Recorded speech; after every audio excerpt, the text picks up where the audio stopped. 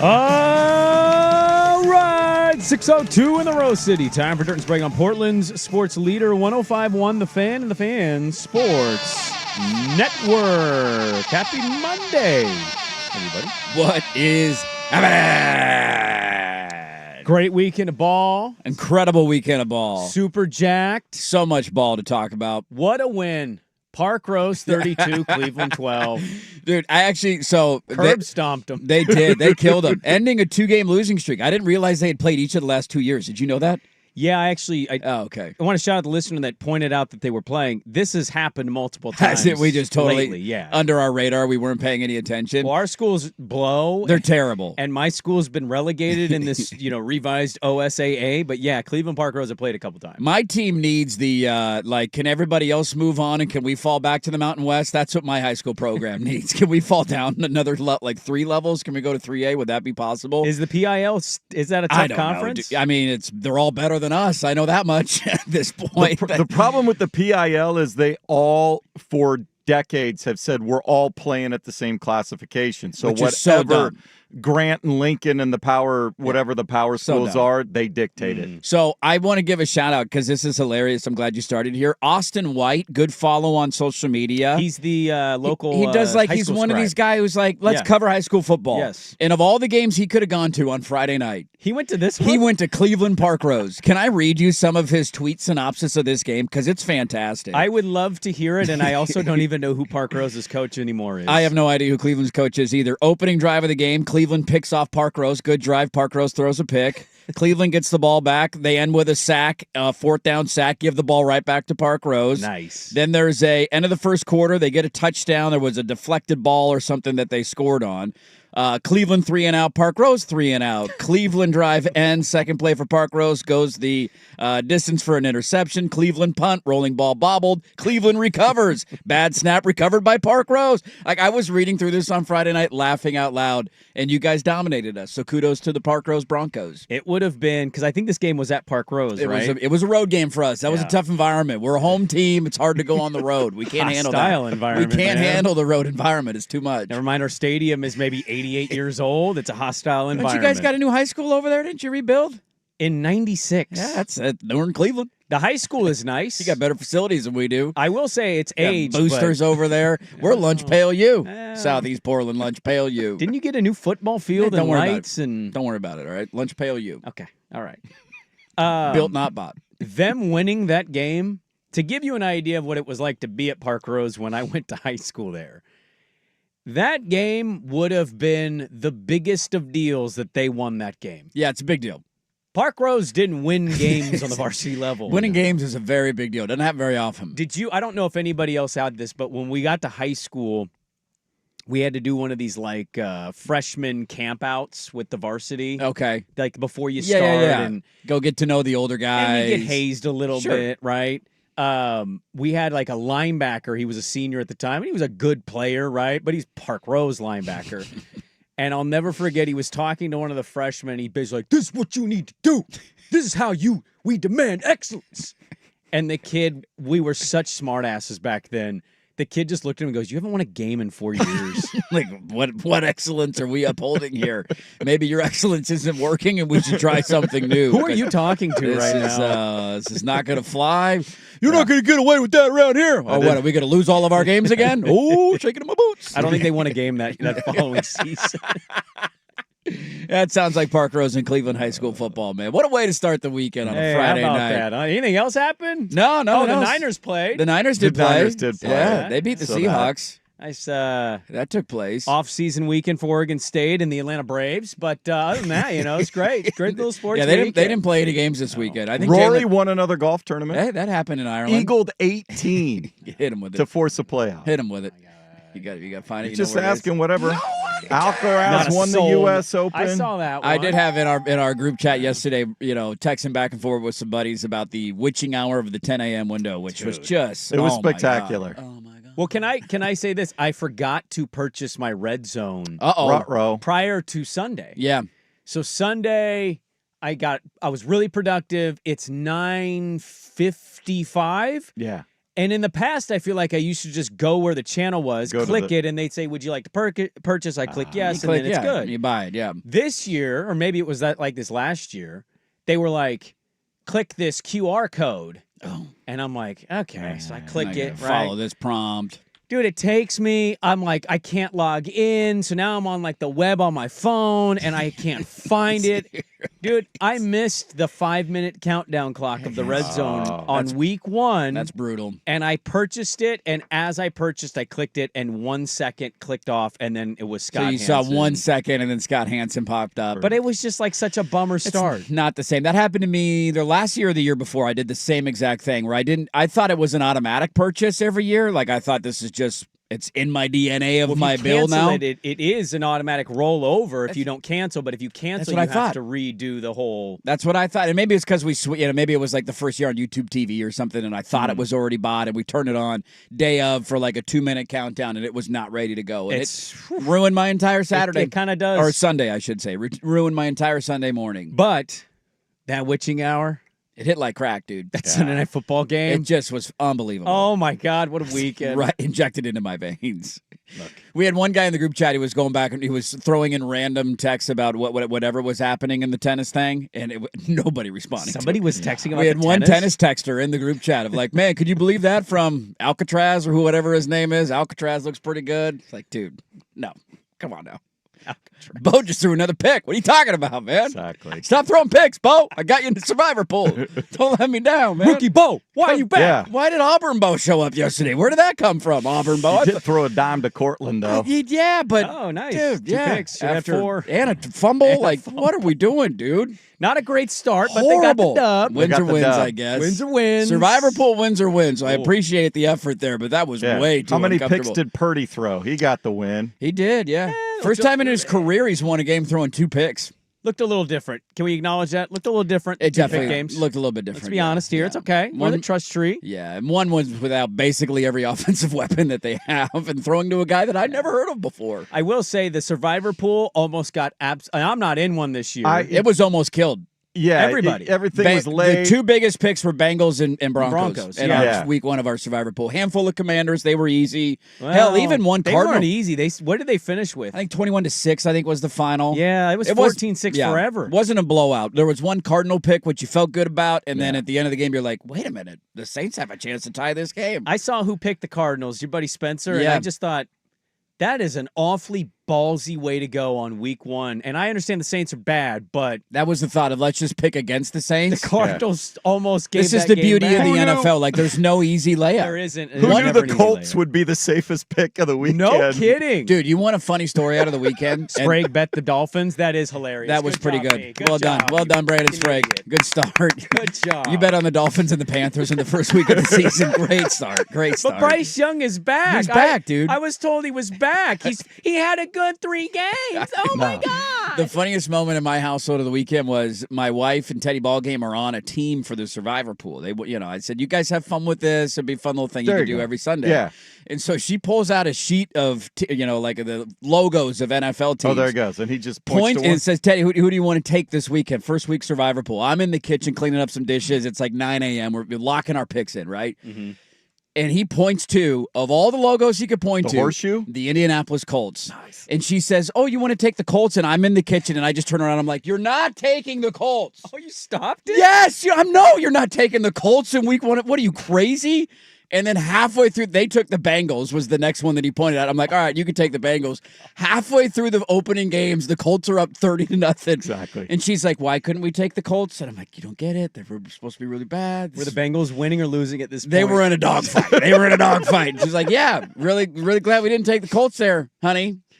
Yeah. I don't know what you want from me here. I think you need to. I know football. I promise you, I know football. Yeah. I don't know if I do. Teddy Ballgame had a premonition. He did. I got to trust him in week 2. Well, okay, so let me get back to this, okay? It's like when they pick the tournament games and they end up winning the bracket pool, and you're like, I am so upset right now. You're proving my point of how fake the internet is. Anytime a child does something adorable and it's right, I'm just like, how many times did you record this, and how many versions of it did you wait to see? Oh, he got one of the 9 we recorded right. Throw it on Instagram now. If it's her money and it's her and her child's thing. I mean, yeah. Why are you having a say in what? Don't you want to win? I'm the knower of ball right, here. But why would you interrupt and not say I get to beat you to at least be the knower of ball in this house? Because I view it as almost having two teams in our household, and I want to have a collaborative effort here. I want us to survive past week 1, but I'm not going to chime in week 2 after that one. I clearly know nothing, telling her to not pick the Colts. I'm surprised you didn't stop what you were doing, go in the living room and say, why don't you go to the kitchen? I'll make this pick. Why don't I make this pick? You go make me a sandwich. How's that sound? You didn't go that direction. It's not going to go over very well. How 1950s of you to say, no, I make all the picks in this house. I know the football here, okay? I watch it, I read it, I follow it. I know that the Colts are clearly going to struggle with the Miami Dolphins in the first week of the NFL season.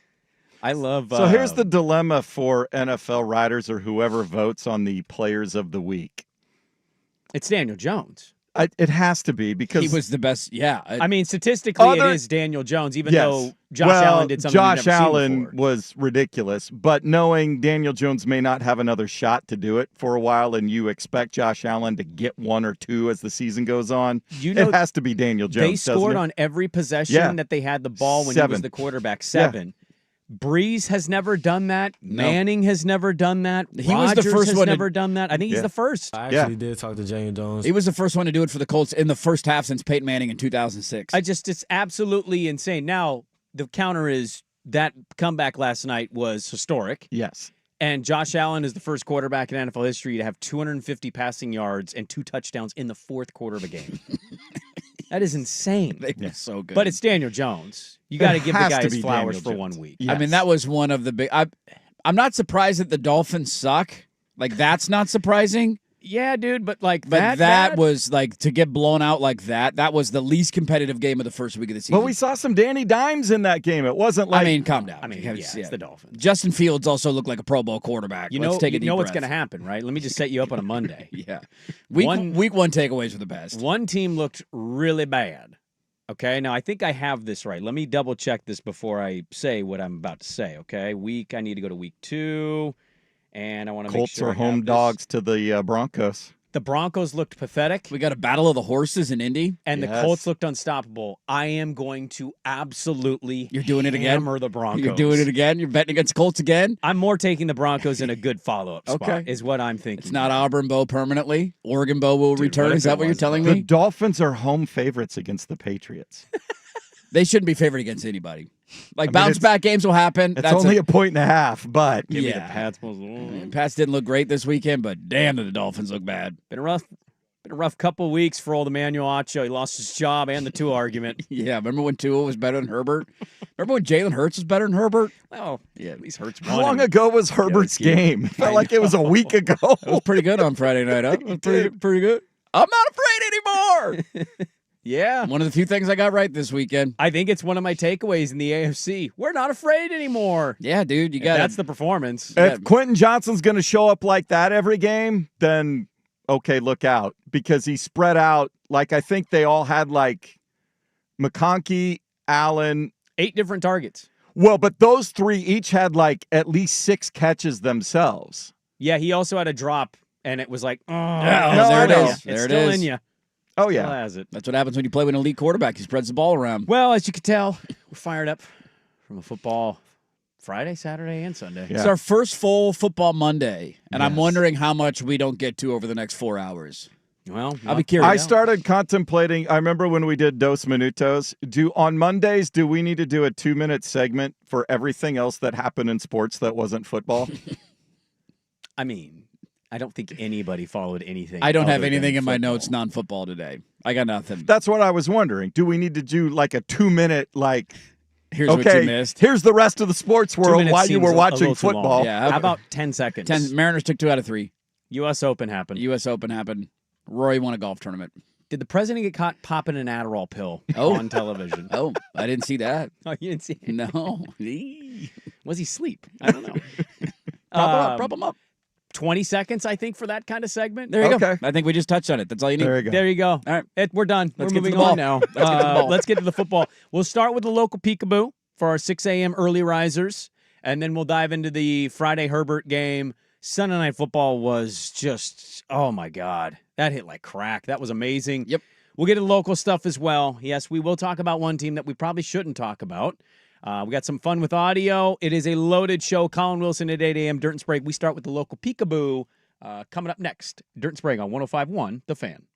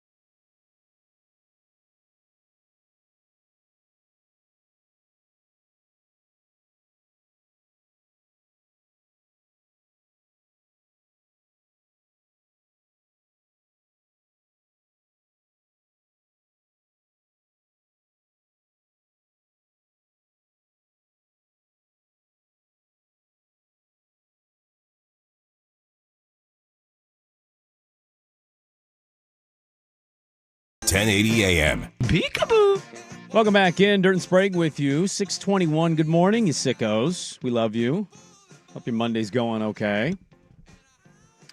Just start with a little local peekaboo. We'll get to the Sunday Night Football. That was crack cocaine of football. What you watched last night. One of the best games we've seen in a long time, man. My wife came up to me. She patted me on my leg about 2 minutes to go, and she goes, "Happy football first Sunday of the season." And I said, "Thank you very much. This game makes no sense." And she goes, "Oh," and I was like, they were up 40-25 with 4 minutes and some change. Getting close to territory of like, all right, this one's over. Start wrapping up our Sunday night. She goes, "How did that happen?" I go, I don't know. She goes, "Aren't you supposed to know?" I go, "Yeah, well, sometimes you don't with that sport." It's stupid. The beauty of the NFL. We love our 6 a.m. audience. We know that everybody has different windows when they can listen. We know people listen on the podcast or maybe replay on the YouTubes. We love every single person in our audience, even when they hate every opinion we give. So I wanted to kind of start with a loaded football weekend just to give a little bit of the peekaboo locally to our 6 a.m. crowd, our early risers, our sunrise guys out there. Sunrise guys. I posted a poll question on the show page that I thought was pretty easy to answer in general. And there was a little bit of pushback initially, but I think the voting results last I checked were in my favor here. Which OSU had the worst Saturday in the state of Oregon, Oklahoma State or Oregon State? I think this is an easy answer, but there's a decent amount of people voting opposite of me. Well, I imagine you're leaning your alma mater as the worst OSU Saturday. I'd imagine that would be your vote there. Yeah, I don't disagree with that. That's where I voted on the poll question. I also think you can make an argument. Death isn't the right word, but that's like the end of the Oklahoma State program for a while. Well, with that guy at the helm, that was a very Miami Dolphins. How long until everybody here is getting fired and you're hitting the total reset button? And it might take you a while to climb out of this hole. And you used to be a strong, proud program, but I don't really know if I've ever seen what I saw in Corvallis this weekend. Well, I mean, the touchdown return is definitely something I've never seen a punter try and kick the ball while off it's the on the ground, and then it be returned. And then it returned for a touchdown. I thought that was going to be. I thought the flag was going to be that you weren't allowed to advance the ball, and the guy's like, "Oh, not allowed to kick it off the ground." I'm like, "Oh, that's new rule that I found out because I've never seen somebody try to. I know you can't bat it out of bounds like a fumble. You can't bat the ball like that. I know I've seen that rule. We've seen guys try to kick it off the ground, haven't we? If they've like bobbled it or lost it to not get hit. Maybe it's still bouncing and there's a little bit of air underneath the ball. That thing I've never, like, even if you're a Beaver fan, for as depressing as that was and as dark as everything is, I hope at least you had a small chuckle of like, oh my God, that was very bad news bears of us. But yeah, Oregon State had the worst weekend. That was as embarrassing of loss because of the way they did it. Like, we all knew Oregon was going to kill Oklahoma State. It was just a question of how bad will the killing be. We talked about that all week last week. We knew Oregon was going to pound them. 55-3. I think you threw out 69 jokingly at once. Like 69 would be great. There was nothing surprising at all about what Oregon did to Oklahoma State because of those comments. Oregon State has scored 6 touchdowns this year, and they have yet to put foot to ball on a PAT. Because they went for 2 against Cal.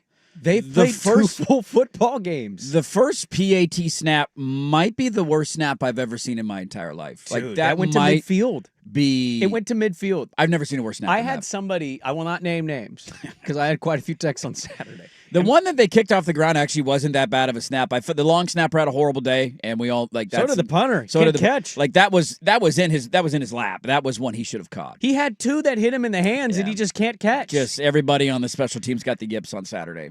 When he kicked it off the ground, though, I'm not kidding. In real time, I watched this. Right, I see him kick off the ground. I start laughing out loud. Oh my God. And then as soon as the kid in Fresno grabs it, I go, that's a touchdown. No. No, I knew it was a touchdown. At that point, the football gods were shining on them that day, and Oregon State was absolutely cooked. But I had somebody text me that wasn't watching the game live. They shot me a text and went, oh no, first score, we're going for 2 again? And I go, no, the snap on the extra point went to the 50. You missed it live, and so you didn't see it, and you didn't quite understand what's going on there. They responded, I thought they went for 2, and I was ready to annihilate them. that's worse than I thought. And I went, yeah, dude, watching it live, Yeah. that one was bad. Yeah, I didn't see the beginning of the game because it wasn't on the local C-Dub. They were running long in Baylor and SMU, and so I texted you. I was like, is there another place that I can watch? Can I find this anywhere else, or am I just going to join live when the other game's over? And then I joined live. Another reason the answer is easily Oregon State today, guys, is the first 3 minutes of the game were not televised thanks to SMU Baylor. Missed a lot of action there. I downloaded the app. App said something about like you're prohibited. And then I went to CW.com. Nope. No. Wasn't on TV anywhere. So that's 3. Somebody chimed in and said, it's on the Pac-12 UTEP. And I went, oh, thanks. The fourth option I didn't think to check. That's why didn't you go there first, you moron? Right. That's exactly where I would have gone. So Oregon State their fans didn't even get to see their first score or the snap. I saw the highlight of the snap, and I knew that they had snapped to the 50 thanks to our local scribes who were doing play-by-play on Twitter. Yeah, I eventually saw the video that circulated online of that opening snap, but I missed it live, and that's the worst snap I've ever seen. Yeah. It was brutal. If I put you now, how has nobody been fired? Yeah, well, just it's anybody. 6:30. Just fire somebody. Like, just make somebody up in the athletic department and fire them at this point. Like, well, we'll get to that. Just for a sign of solidarity. Like, we'll get to that. It might be a feisty Monday. We fired Bob. Bob got fired. Yeah. All right. See you later, Bob. Hit the road. I'm asking sincerely. There was nobody there, too. Okay. Anything else you want to say? No, you're saying it's the worst weekend. There's a 9-inch knife in my back, and you just continually come over and you're like, slight twist. Slight twist. I've never 69'd a Cowboy before. What was that like? It was pretty fun. It was pretty cool. Bet it tasted good. I shaved the mustache in. I'm like, hey, let's go, baby. Now who's the Cowboy? Now we're the Cowboys. We're the captain now. If I put you in full pads, and I put you in a game, and I said you need to be the long snapper on this extra point, I could do better than that. I think you could. I could do better than I'm not kidding. It may be low. It may be skirts to the guy. It might bounce into him. Yeah. Snapping it over the head to the 50 is like, how do you do that? What were you thinking there? And I felt bad for the third, they get some... The linebacker? Yeah. Yeah. I mean... Can we just pull somebody out? I'm sure somebody was going up and down the sidelines. Did anybody long snap in high school? It was him. Anybody. It was him. And he was probably nervous as hell. But... He got the one field goal back there. I was so confused too because I didn't know they don't talk about injuries down there. So I didn't know last week that their long snapper was hurt, and then I missed the start of the game. Hand. It was his hand that he snaps. And then the first 5 minutes of the game aren't on TV. So by the time I join, it's 7-6, and I'm like, oh, I had the same thought. Did they go for 2? Like, why is it 7-6? And then I see the snap that's dropped, and they're showing this long snapper on the sideline. And then I thought to myself for a moment, did the guy get hurt in pregame warmups? Is that why they're so unprepared? No, the guy snapping snapped from last year. Yeah, and that guy snapped from last year, and they knew the other guy that wasn't going to snap this week. They knew all week that he was out. Yeah, so they prepared for that. They had all week to get ready for this. It wasn't something that was sprung on them 45 minutes before kickoff because the guy threw out his back. Very puzzling. What do they say from week 1 to week 2 in college football? You see the most growth, the most improvement from week 1 to week 2 in your team. Washington State, miracle to beat Idaho. How did they look against San Diego State? How about the Cougs, man? I'm just saying, like, nobody gave them a chance. No. Well, you know what? Well, there's your peekaboo. I need to move on. My blood pressure's going through the roof right now. Take a deep breath. I don't even have bad blood pressure. No, you're in health. You're in good shape over there. But yeah, the answer is Oregon State because Oklahoma State was expected to get absolutely bludgeoned. They were 4-touchdown underdogs. Yeah, they were. They were a 4-touchdown underdog. They knew exactly what they were walking into. Surprised that Gundy didn't take his visor off and just hand it to Will Stein at the end of the game. Here's your job. I mean, is the Oregon offensive coordinator job a better job? That's a good poll question to start the day. He clearly doesn't have any money to spend on his roster. It's a bit of an issue down there. They can't win a Big 12 game. Broke bitch. Is that a better job? Let's get to the Friday dealings, the YouTube TV or the YouTube game. I have YouTube TV, sorry, so I watched it there, and I watched it on YouTube. Let's dive into that. Herbert's big weekend. We'll get to that next on The Fan. Now, from the George McCoy and Warren Allen Sports Desk, a Sports Center update on the Fan Sports Network, 105.1 FM and 1080 AM. If you've been arrested for DUI, you need a team of attorneys you can put your trust in. Call Reynolds Defense Firm today online at reynoldsdefensefirm.com. First on The Fan, an unbelievable finale to the opening Sunday of the NFL season saw Josh Allen lead his Bills back from a 15-point deficit in the final 5 minutes to beat the Ravens 41-40 on a Matt Prater field field goal in the fourth quarter alone. Allen threw for 251 yards and scored 3 touchdowns. It was a similarly unbelievable finish in Seattle. The Seahawks giving up a late desperation touchdown to backup 49ers tight end Jake Tonges, only to drive the length of the field in the final moments before Sam Darnold fumbled in the red zone, giving possession in the win to San Francisco 17-13. Week 1 of the NFL season wraps up tonight in Chicago. Bears hosting the Vikings on ESPN and KATU Channel 2 at 5:15. Minnesota 1.5-point favorites. The Ducks' 69-3 demolition of Oklahoma State resulted in a bump up to 4th in the latest AP Top 25 college football poll. They are behind Ohio State, Penn State, and LSU. Oregon hits the road for the first time this season, 27.5-point favorites Saturday morning at Northwestern. As for the 0-2 Beavers, they head to Lubbock as 24.5-point underdogs to face 21st-ranked Texas Tech Saturday afternoon. More sports scores and stories in 30 minutes. Jason Swigart from the George McCoy at Warren Allen Sports Desk. Hurt, missing work, insurance companies acting like jerks. Don't call your mom. Call George McCoy at warrenallen.com. The home of Ducks.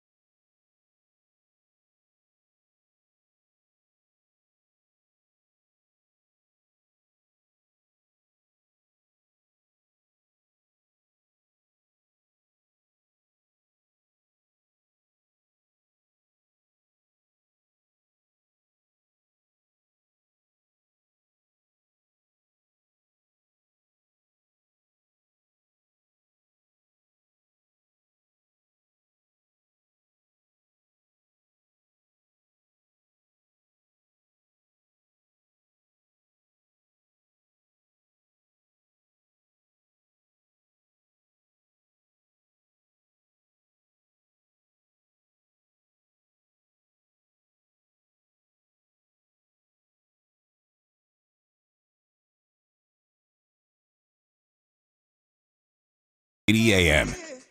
I'm not sure if there was a non-local tie to Friday's festivities, we would be able to get to it because Friday feels so long ago for us at this point, but it was Justin Herbert.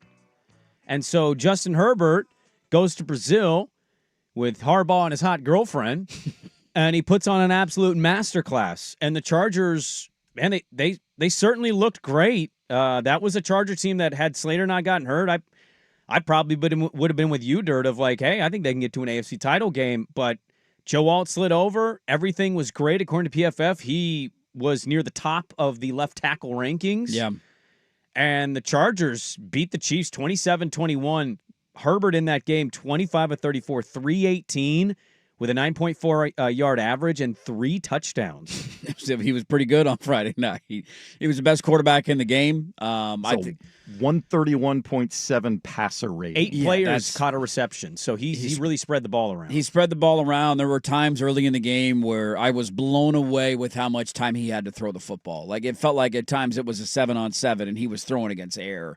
And that's a credit to the offensive line. Kansas City dialed up the pressure a little bit more early in the second half, and it kind of flustered them offensively for a series or two, and then they did a really good job of identifying that and finding some, man-on-man beaters and some hot routes and that kind of stuff. And to see him play at that level in a big game, look, he needs to win a playoff game. He needs to go on a run, but he has been one of the best quarterbacks in the NFL over the last 5 years. Statistically speaking, he's had a lot of games like this. Like, I chuckled, somebody tweeted me, if he keeps playing like that, he'll be elite. Like, you mean the guy with more passing yards than anybody in the history of the NFL in their first 5 years of their career? Like, nobody's defending what he did in the playoffs last year. Nobody's defending the fact that he hasn't won a playoff game. I do think there are qualifiers to put on that.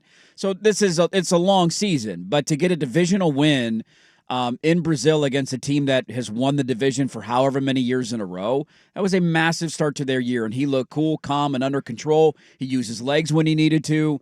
The wide receiver room did not seem like it was going to be a glaring weakness. I pointed to the offensive line, and you mentioned it, like the way that those guys played was outstanding considering Slater was out and is out for the rest of the season. You could not have drawn up a better start to the year for the Chargers than what they did Friday night. Now, here's a follow-up question, because I read the Athletic piece. Daniel Popper wrote a really, really good piece about Herbert's performance. His teammates basically said after the 4-pick interception playoff game, he's become a psychopath. He's been running on the sidelines with staffers when he's not taking reps in practice. He's been at the facility later than they've ever seen him. He has been more in a leadership tone, like loud, but also publicly quiet than he has been even, and he's not a very loud guy in general. No. So they weren't shocked to see this. They kept saying in references to quotes that I got, basically he's a problem now and he's got a hero cape on because he's absolutely pissed off by how the season ended. And I don't know what's going to happen after week 1, but I do think you can look at the Chief barometer, and even if it's week 1 for the Chiefs and they do get better, and I don't think Chief fan is necessarily freaking out. No, it's one game. Kansas City will be fine. That's the standard. Yeah. The standard is the team he played, and I think they largely looked like the dominant, better team in that matchup, despite the score being 6-point difference. They absolutely did. I'd say from start to finish. And I used the analogy on Friday, and I think it's a perfect one to use. Like the Home Alone, I'm not afraid anymore. If you look through the last handful of years, and I brought this up on Friday when we were talking about the game, when they have played each other, it has largely been a one-score game, and it's almost every time outside of one other time in his career, it's been a Mahomes win. It's been a game where the Chargers have had chances, they've had opportunities, they've gone to overtime, they've had the ball last, or they've scored too quick and then given the ball back. Like, they have been in almost every single one of those games, and they've lost a one-possession game. And I do think there's a bit of if you win a game like that, I'm just wondering what it does to the belief inside the locker room of we've been so close so many times, and Herbert's had great games against them and then come up short. I remember the game where he got banged up and he couldn't feel his ribs and he couldn't even run, and then he ended up throwing a late touchdown pass, and they lost the game, on a last-second field goal by 1 score. Like, that's been their kind of history against Kansas City, who has been, to your point, the standard in that division. And you get a win like that, it can breathe belief and life inside of a locker room. And Harbaugh's already going to do that to his teams, but now that you have one of those under your belt, really curious to see where they go the rest of the year, because you should now have all the confidence in the world that, one, you have one of the best quarterbacks in the NFL that can single-handedly do it by himself, and you got a great head coach, and you just slayed the dragon in your first game of the season. I'm asking sincerely here because Herbert looked great. Their offensive line looked fantastic. I thought their defense was flying around. I think the other side of that, too, is, one, that was our first YouTube game. Yeah. Rich Eisen, I never know how any of this works as a broadcaster, but, was he watching? Did he have a spotter? Because he was getting a lot of stuff wrong in this game. A lot of stuff wrong. Maybe they didn't send one to Brazil with him. I don't know. You'd think YouTube TV would pay for that. Or YouTube would pay for that. He called Conklin Disley 3 times on a replay when we clearly could see Conklin. Conklin. Yes. Conklin. We know who that is, Rich. We know who that is. So I think the Chiefs' question marks, one, Worthy's out now because he hit his own teammate the second play of the game. Yeah, tough way to start. I'm trying to think of the last time, and I'm looking this up. ChatGPT is failing me here. When was the last time the Chiefs stood alone in last place in their own division? Oh, God. Because ChatGPT keeps telling me it's 2021, and the Jets were god-awful in 2021.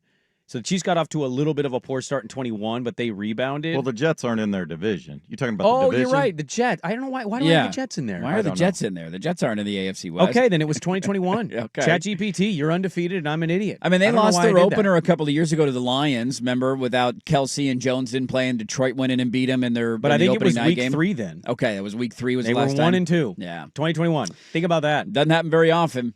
I would say, for them... Why did I have the Jets there? I don't know. You said that, and I was really confused. Am I missing something right now? Talking about the conference? What are the robots telling you at this point? One of those, I said it out loud. I'm like, yeah, I'm an idiot.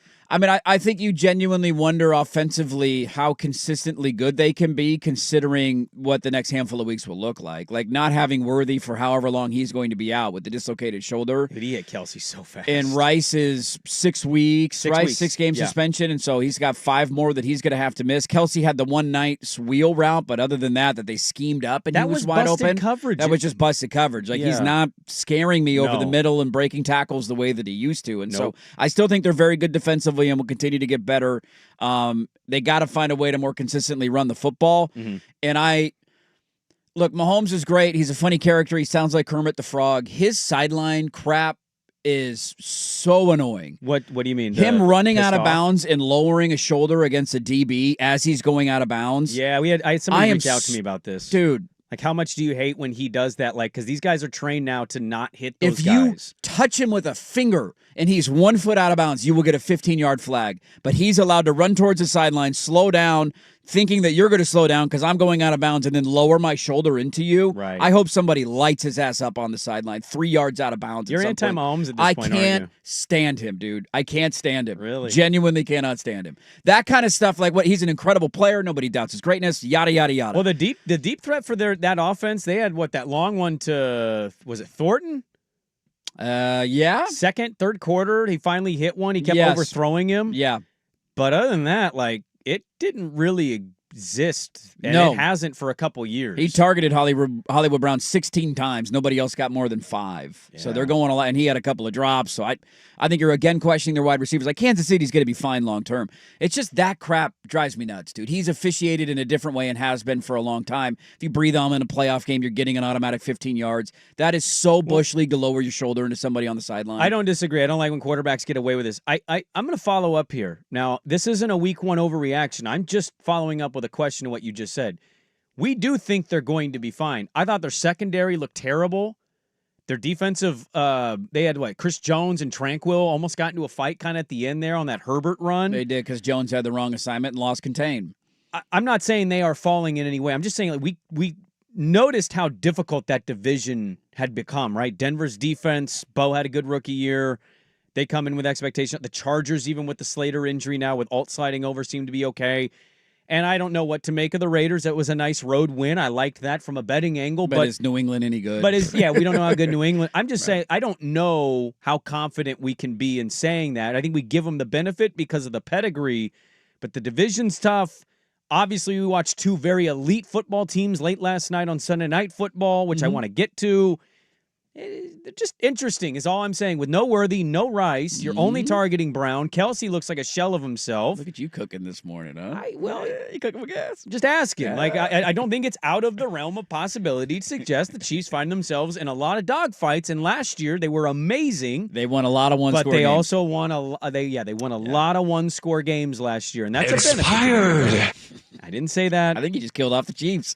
I think you just killed them. It's been a weird segment for me. I put the Jets in their division, and I've killed them off. The other part of it for Even me, though too. I'm not really killing them off. Like, I don't disagree with anything you're saying. There's just a, like, yeah, they're I know. gonna, like, I it's get the it. Chiefs. They'll be fine. Because I remember when New England went on the road, ironically, to Kansas City and got just blown out of the building. And Trent Dilfer famously went on Monday Night Football after the game and was like, this is the end. The Patriots are done. And then went on to win, like, 3 more Super Bowls. Didn't that put him at, like, 0-2? I think it was like 0-2 or 0-3. It's like, this is it. Stick a fork in them. And then they won, like, 3 of the next 5 Super Bowls. The other part of my reaction to this, too, I don't disagree with what you're saying, is that you played maybe the best quarterback in the NFL this weekend when he plays at that level. He was in charge of everything. He was in control of everything. Every throw was on the money. They played Daniel Jones? They did not play Daniel Jones. Josh Allen? 0 balls were in jeopardy. He used his legs. He picked up first downs, a run of night. Like, he was in control of everything. That was one of his best games, if not his best game. One of his best games of his career. And when he plays at that level and you get guys not dropping balls left and right, the Chargers can be tough to beat. The question for Herbert now is, can he do that, more regularly? Last time they were alone in last place, by definition, week 4. Yep. And they were 2-2. And then they tied with the Broncos the next week. So there you go. Chiefs lose. Herbert looks good. Chargers win. Sunday Night Football hit like crack. We get to that next on The Fan.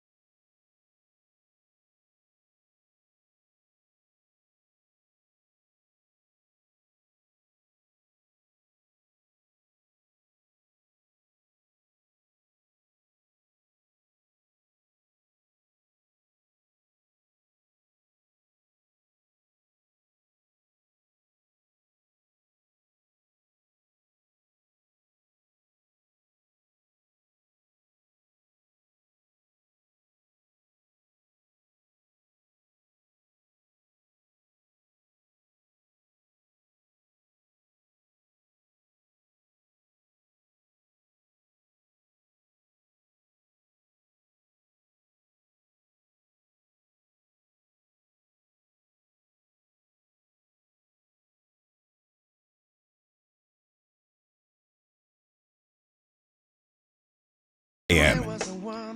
It's a good thing we sort things out like the Jets being in the AFC East and not the West. Idiots.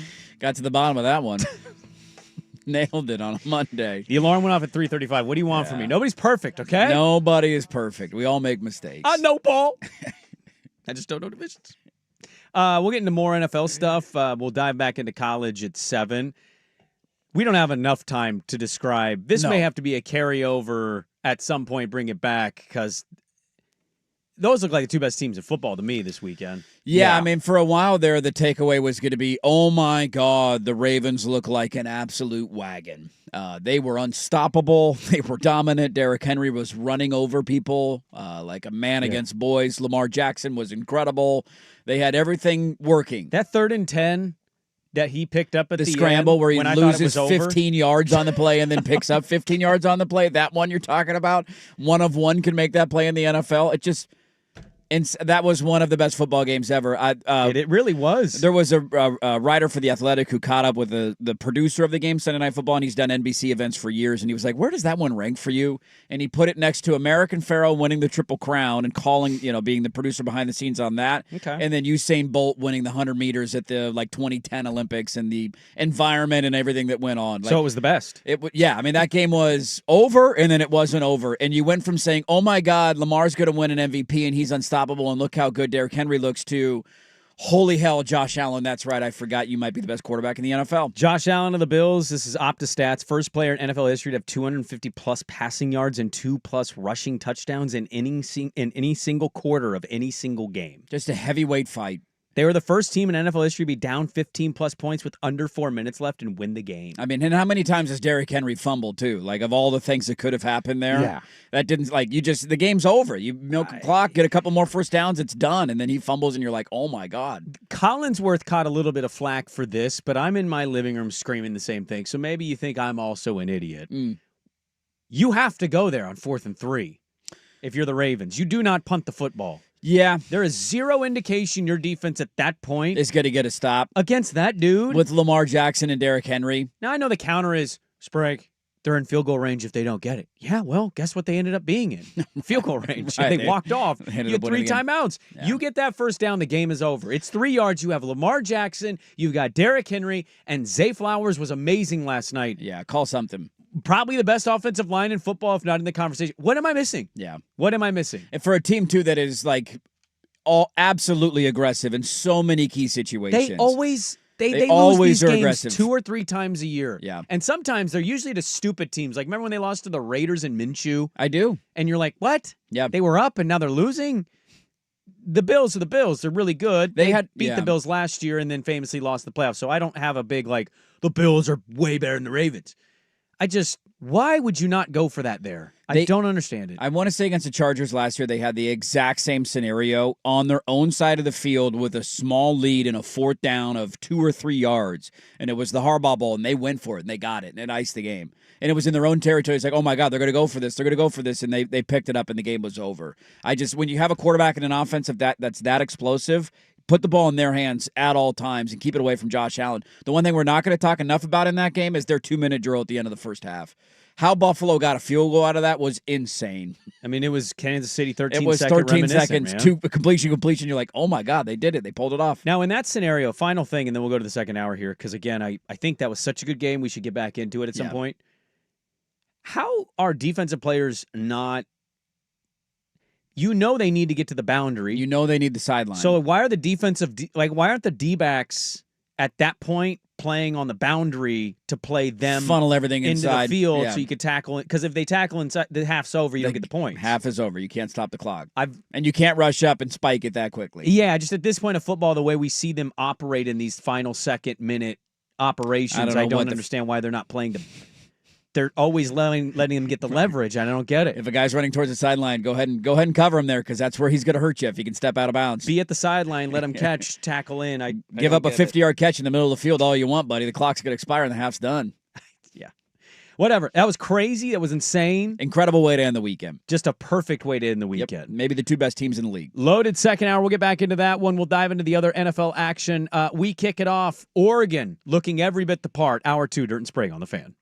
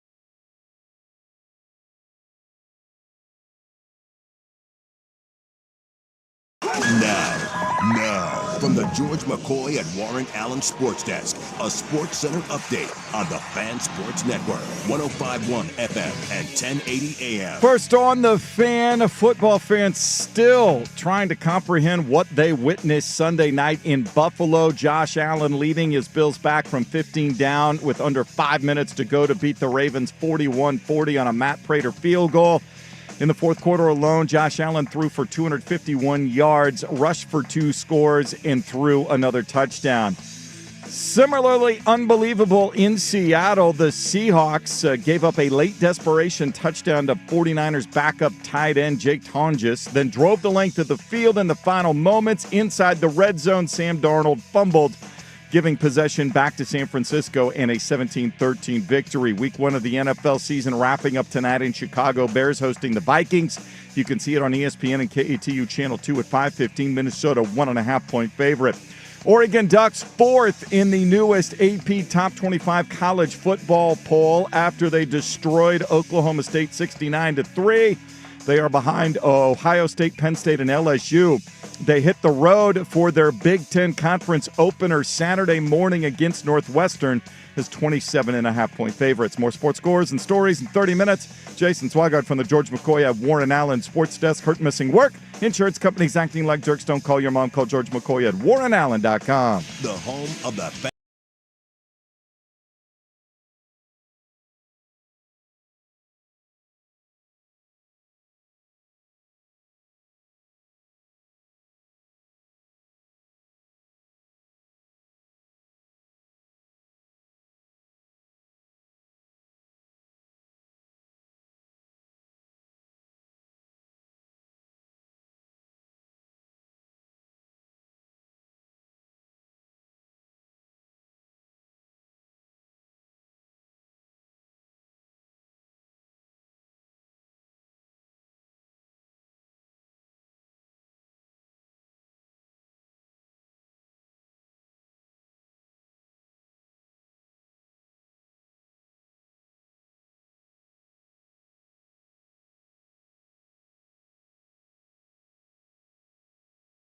All right, welcome back in Hour 2. Dirt and Sprague here on 105.1 The Fan and the Fan Sports Network. Good morning. Happy Monday, everybody. Hello.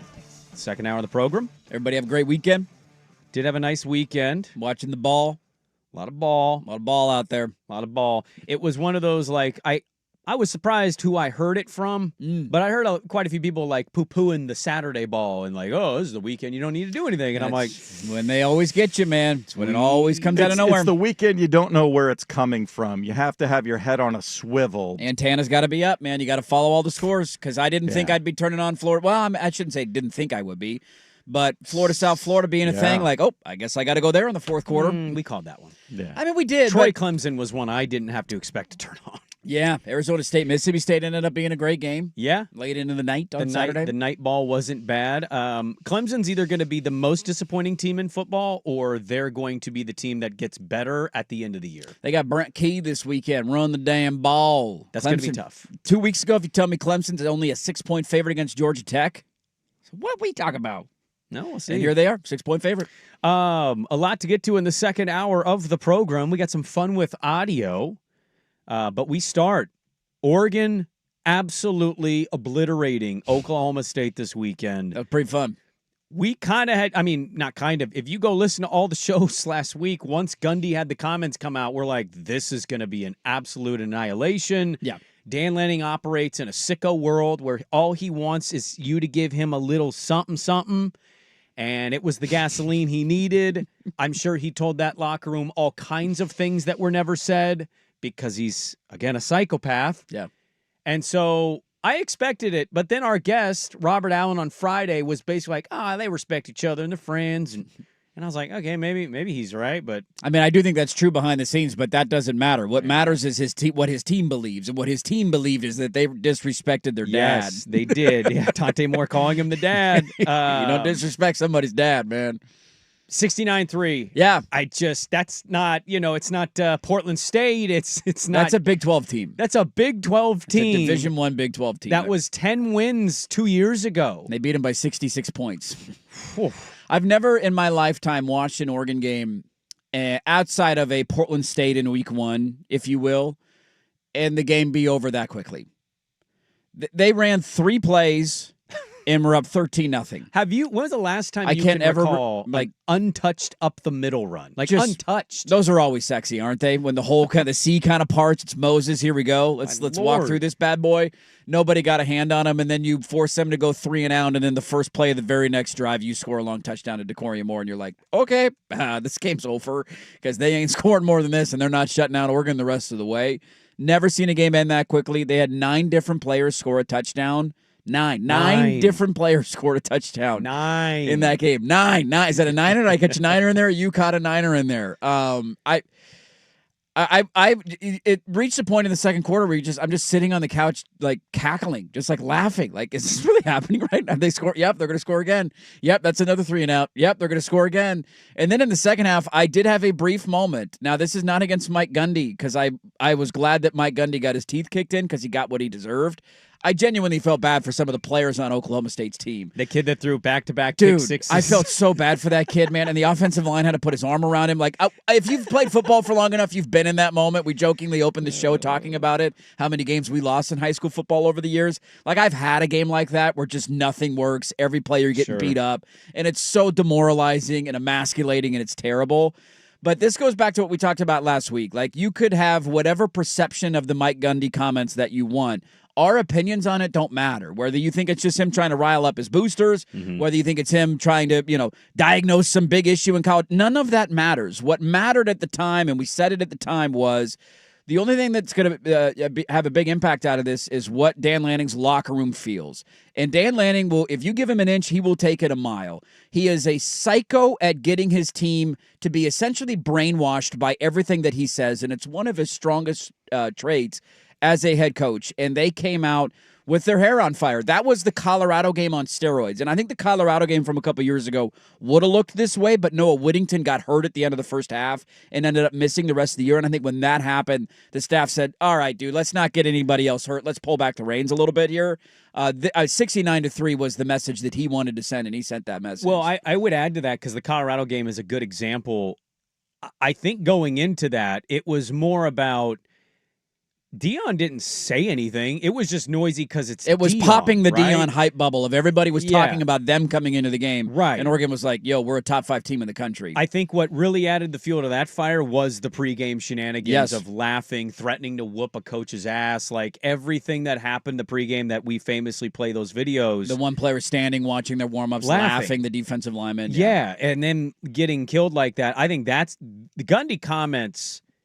And I will give at least this. I do think the context of what he's saying, he way exaggerated a number of $40 million. But Lanning said this in the presser. I bet you in his postgame, he's saying, see, I told you. Yeah. Like, they are spending. They have a roster capable of winning.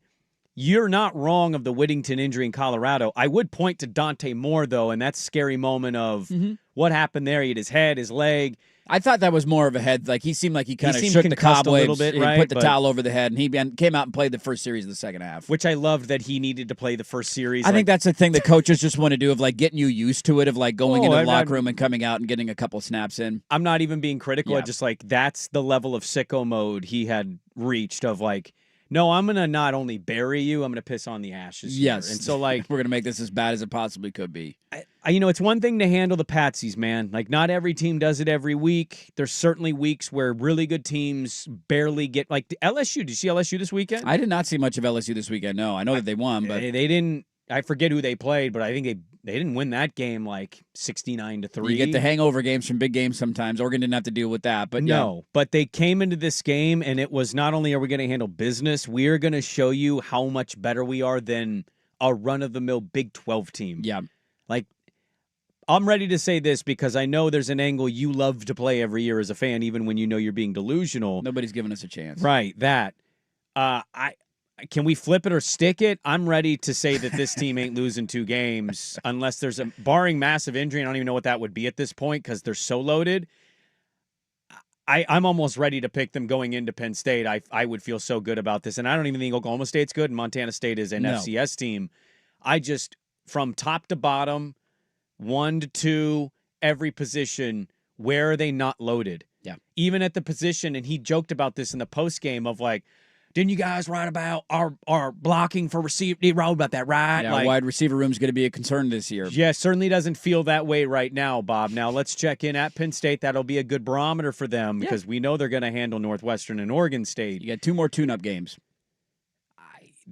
I'm flipping it, and I'm just going to tell you right now, they are absolutely in the national championship conversation, and there are a lot of metrics, and we'll get to that. But I've already reversed my tune 2 weeks into the season. Well, look, I said this going into the year, some of the stuff that people were saying down there, and I know that at the time, folks wanted to roll their eyes occasionally at the comments, but this staff genuinely believed that this is the most talented team that they have, and this is the deepest team that they have. Now, there were question marks about how certain guys would play, just because we hadn't seen him do it on the big stage yet. But this is a vindication of recruiting matters. Like when you stack 3 straight years of talent the way that they have, you're going to have dudes everywhere. And it's jaw-dropping to watch them on a Saturday like that when there's so many different ways that they can hurt you. And I think that was the biggest takeaway from the game for me.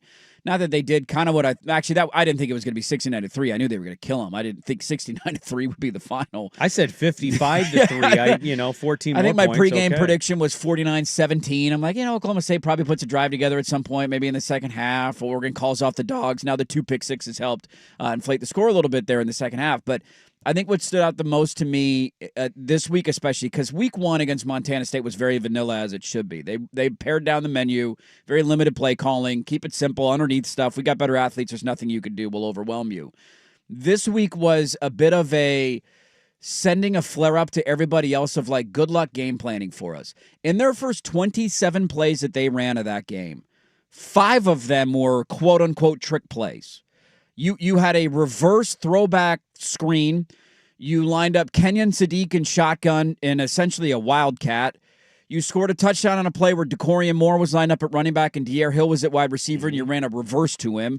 Like they threw the kitchen sink out there of like, good luck putting all of this in your film study whenever you have to play us. They are opening games under center, which is going to open up so many different things in play action pass for them. The versatility that they have offensively is amazing with the number of tight ends that they could play, the wide receivers that they trust, putting Dier Hill outside and inside and handing the ball to DeCorian Moore and throwing the ball to DeCorian Moore. They have so many different weapons that they can use in different ways that it makes them a nightmare to game plan against. And Wolstein was in his bag this weekend, and it was so much fun to watch. I think the comments were a part of that. But I think you go to the other side of the ball, though, too. They were doing something. For those who remember the 34-0 ass kicking that they took in the first half of the Rose Bowl, one of the things that was so frustrating about that game was how good Ohio State was defensively. And one of the reasons that they were that good was because Caleb Downs was essentially freed up to be a rover in the middle of the field. And he was taking away anything short and over the middle. He was, laying wood in the run game, if you will, and coming downhill and making big hits. And they did it because they felt confident in their corners and they felt confident in their pass rush. One of the things that you saw for the first time under Dan Lanning this weekend was Oregon utilize that same defense with both Dylan Thieneman and Kingston Lopa. And they both had huge hits coming downhill in the run game where they were essentially an extra hat in the box. And they now have the, I guess trust would be the word, in their corners and the way that they're playing on the outside and how good their defensive line is. They can leave those guys on an island. You can play some sort of a shell Tampa 2 if you want. And we trust our corners to make plays. We trust our defensive line, and it frees up 2 elite athletic safeties to just roam around and make plays. And that's versatility, I would say, on the offensive play calling side and the defensive play calling side that they have not had under Dan Lanning.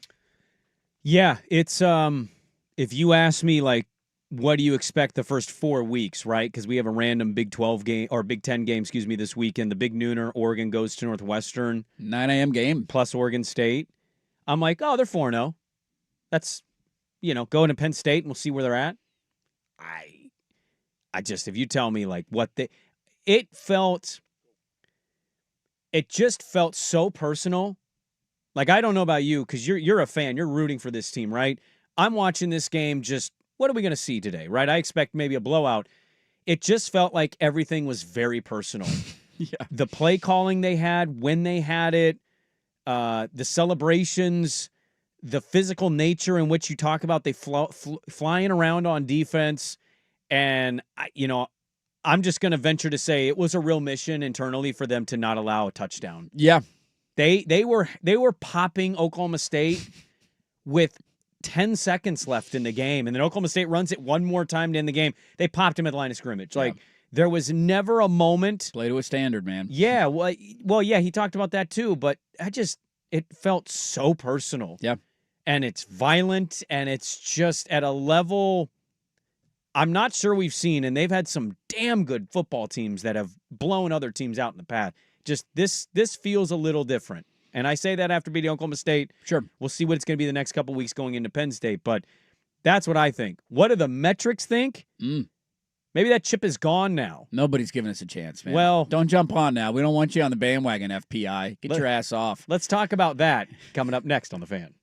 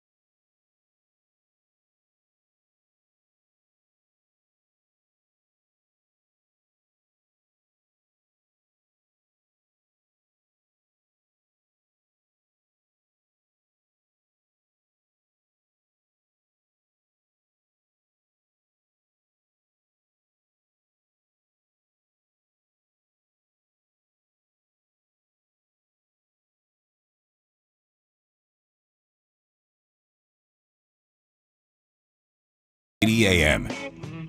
All right, welcome back in. Dirt just pointed out something to me that during the game at Autzen, they played Gundy talking about Oregon.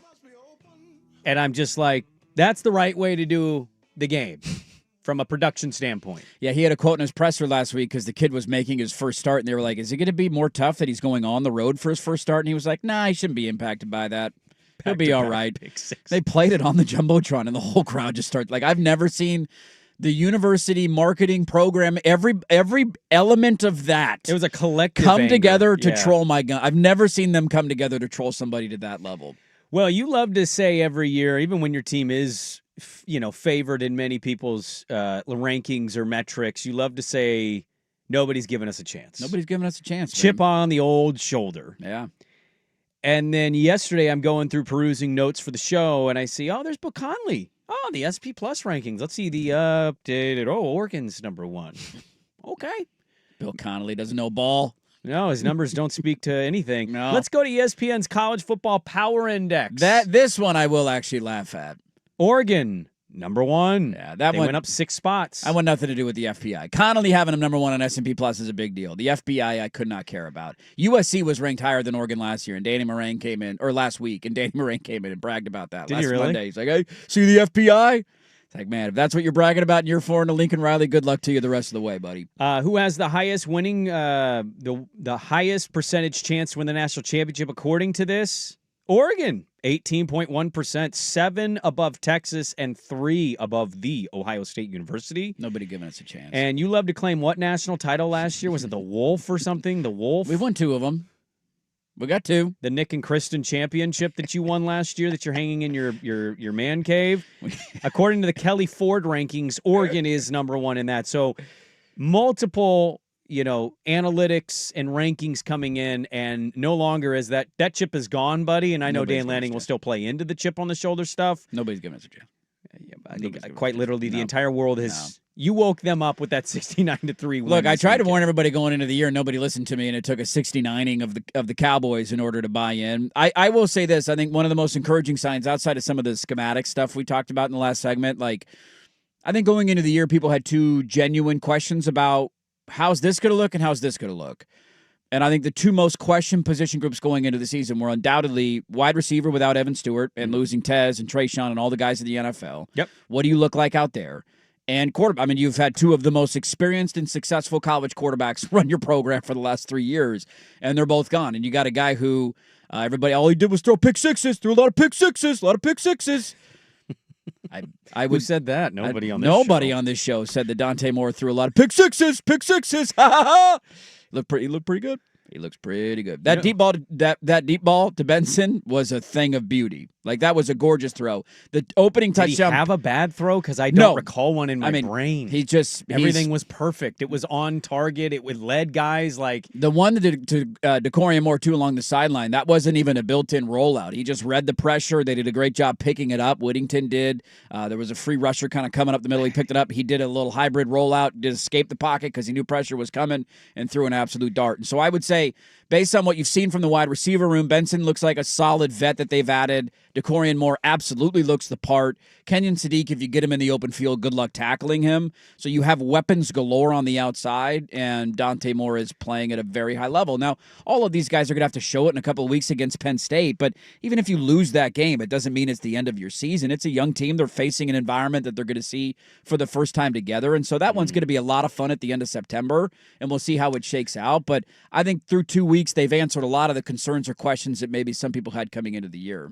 Isaac and Suk asked Lanning about the jersey for Kenyon Sadiq and said, does he got a bigger one? And I'm not kidding. I think he got a smaller one this weekend. I think that jersey's getting smaller by the week, and eventually it'll just be a slightly cut off number 18, like tucked under the shoulder pads. Just and the rest will abs be off. his 9 to 10 abs that he probably has. Show the whole body off, man. Unbelievable physique. You know what I would do? If I had that physique, I wouldn't even wear a jersey. I would never wear clothes. Just go tarps off all the time. I would walk around my own house naked all the time. They'd be like, what are you doing? You'd be like, dude, look at me. What do you want me to do? Put clothes on this? Why would I cover this up? he just came out butt naked with shoulder pads, I feel like he'd still score. You can't sculpt something this perfect. No, it's you can't even create this in a lab, man. All jokes aside, though, I will say I don't care how much of an overreaction it feels like today. How do you not watch that game, know that they had a chip, go in there and still beat them 69-3, take it personal, not allow a touchdown?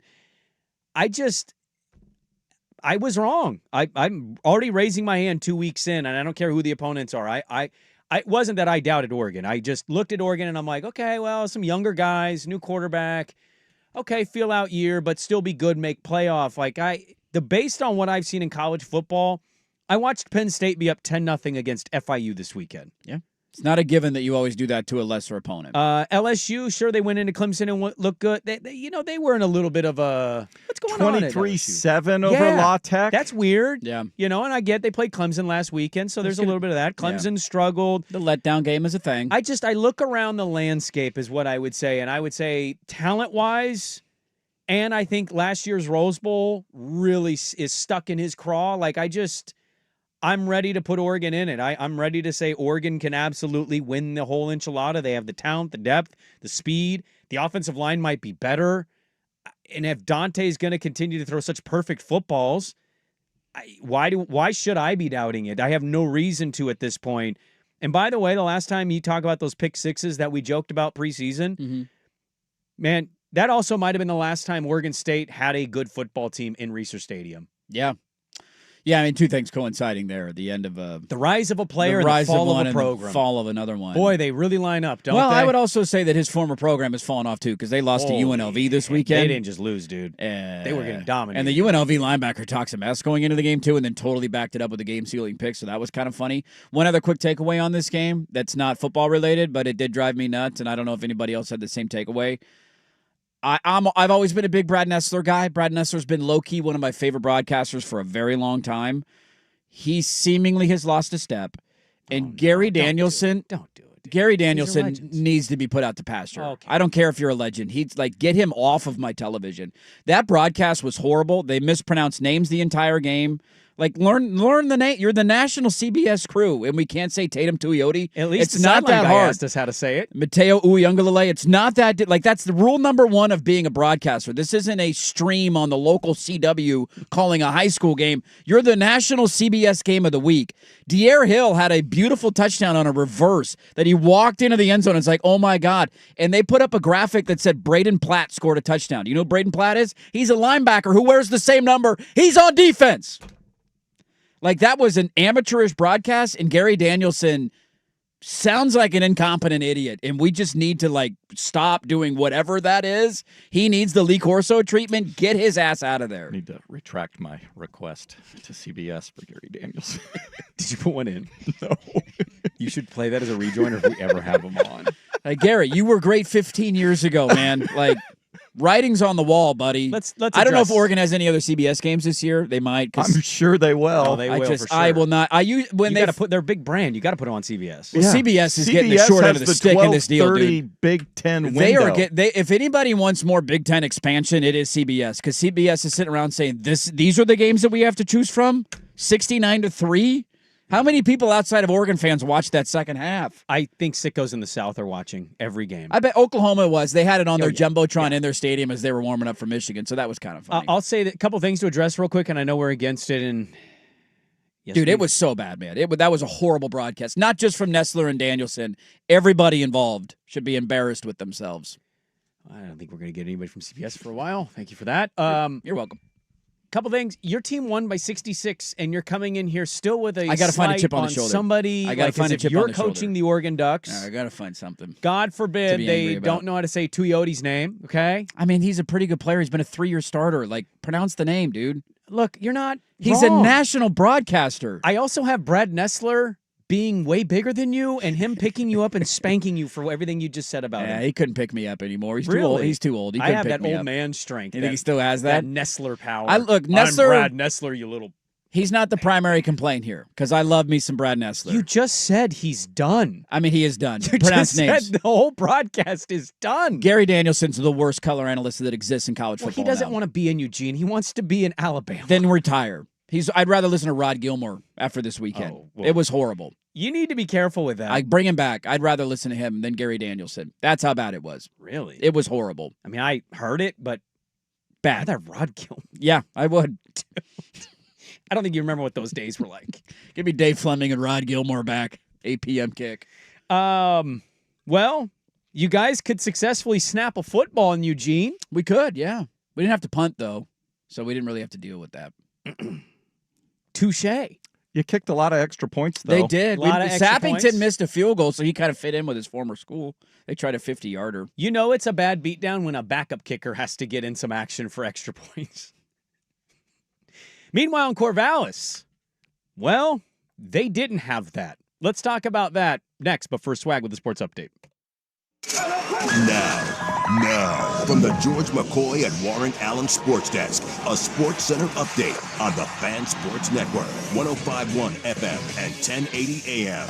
Brought to you by Big's Chicken. Try their smoked and fried wings, tossed with a perfect dry rub, served with a trio of killer sauces. Menus at bigschicken.com. First on the Fan, an unbelievable finale to the opening Sunday of the NFL season as Josh Allen led his Bills back from a 15-point deficit with under 5 minutes to go. They beat the Ravens 41-40 on a Matt Prater field goal.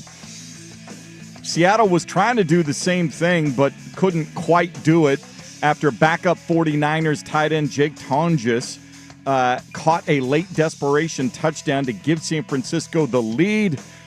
Sam Darnold drove the Seahawks the length of the field, got into the red zone, and then fumbled, giving possession in the win to San Francisco 17-13. Week 1 of the NFL season wrapping up tonight in Chicago with the Bears hosting the Vikings. We'll see J.J. McCarthy's debut for Minnesota. 5:15 kick on ESPN and KATU Channel 2. Minnesota 1.5-point favorites. The Ducks now 4th in the latest AP Top 25 college football poll behind Ohio State, Penn State, and LSU. They hit the road for the first time this season. They're 27.5-point favorites Saturday morning at Northwestern. As for the 0-2 Beavers, they go to Lubbock as 24.5-point underdogs facing 21st-ranked Texas Tech on Saturday afternoon. More sports scores and stories in 30 minutes. Jason Swigart from the George McCoy at Warren Allen Sports Desk. Hurt missing work? Insurance companies acting like jerks. Don't call your mom. Call George McCoy at warrenallen.com. Your home for the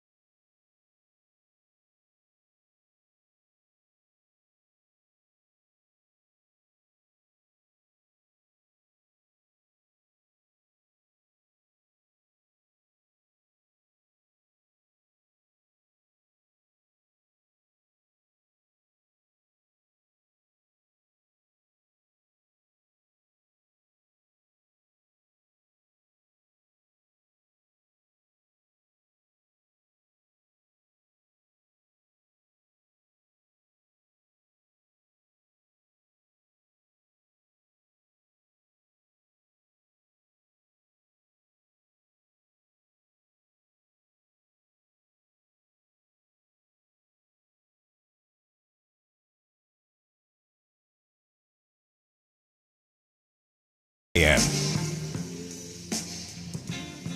Holding offense, number 64, 10-yard penalty.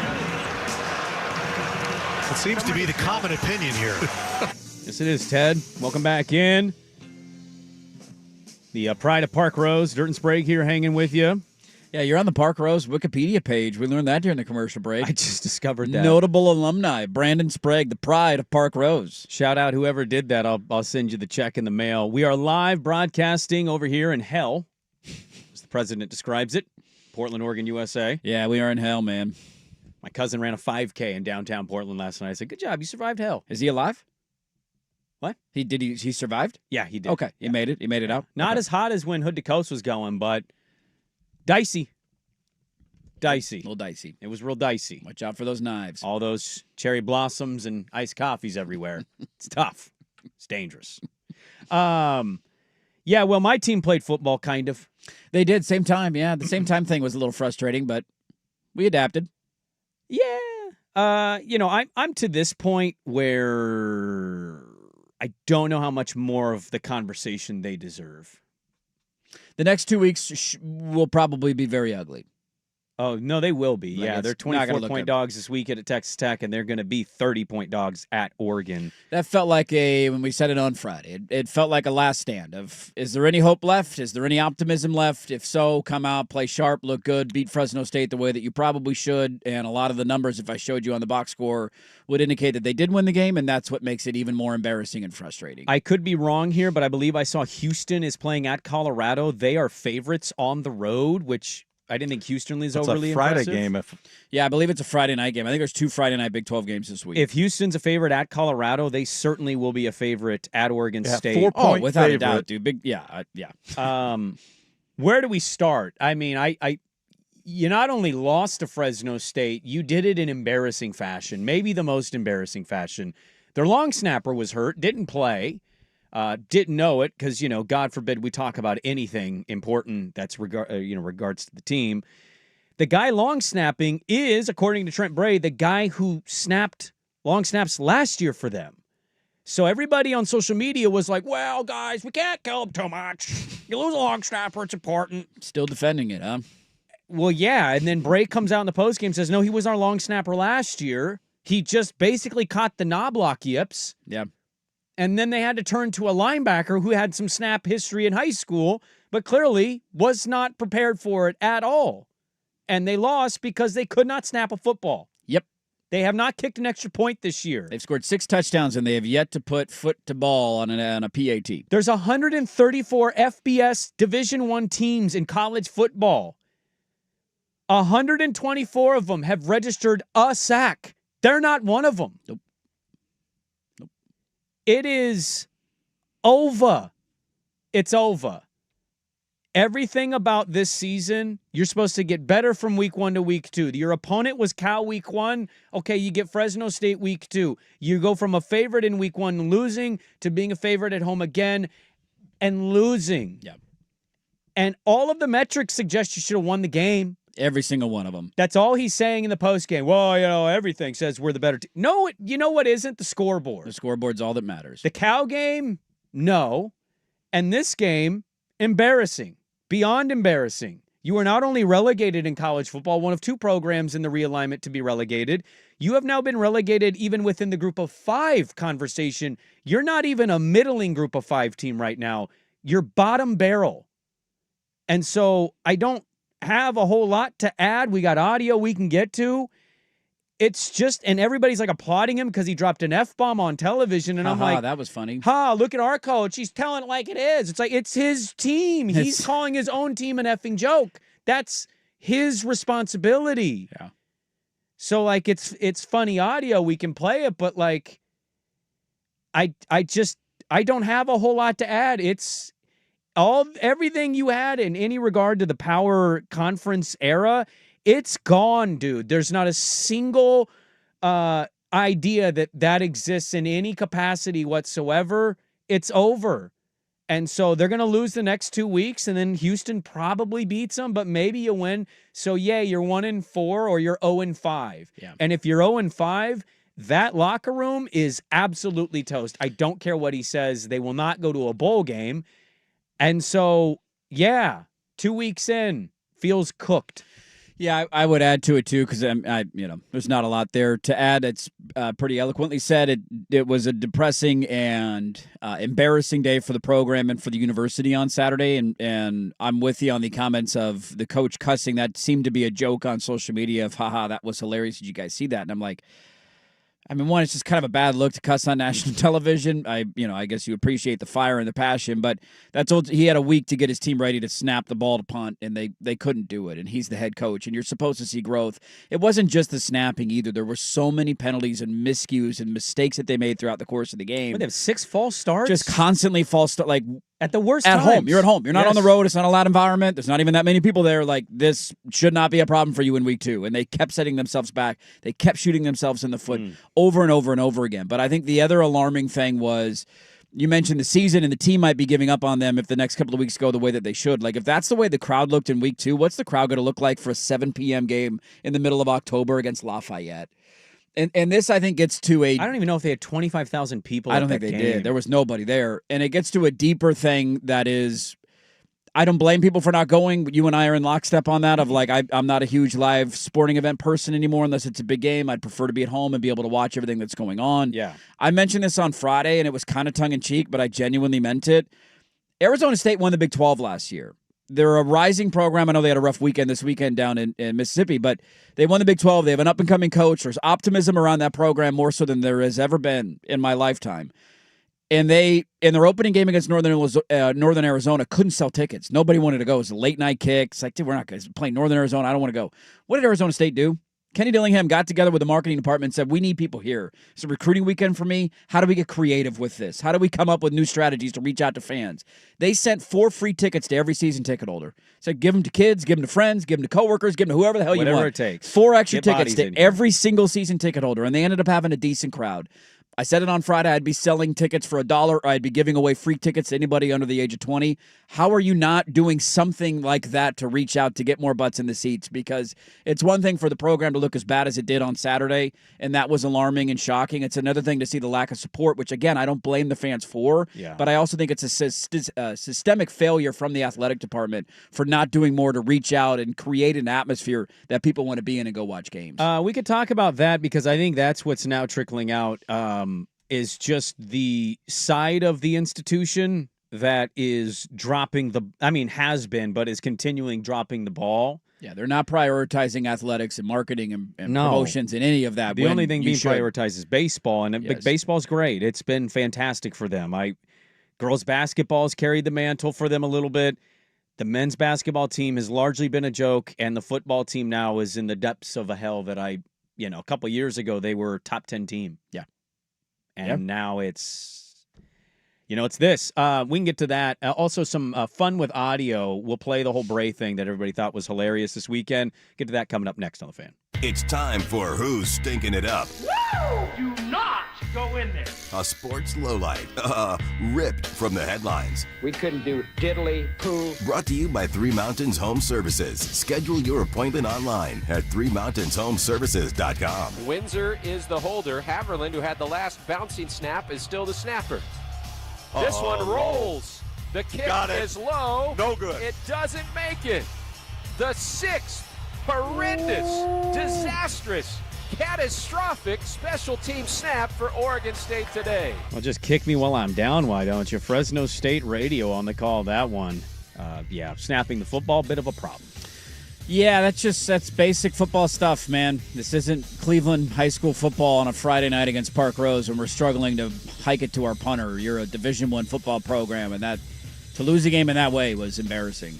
I feel like the guy who's telling his friend his wife left him and he lost his job, and you're just over there going, I don't know what to say at this point. That's the vibe you're giving me right now. I'm kind of out of things. I usually try and be optimistic and positive and lift your spirits, and I don't really have the ability to do that. That's today. okay. Who's stinking it up? Oregon State special teams, brought to you by Three Mountains Home Services. Hey, guess what? September water heater flush, $49 special going on right now. Three Mountains Home Services, limited time offer right now. Flush your water heater, $49. I'm scheduling my appointment. You should too. Take advantage of this great offer at threemountainshomservices.com today. Hey, everybody. Sprague.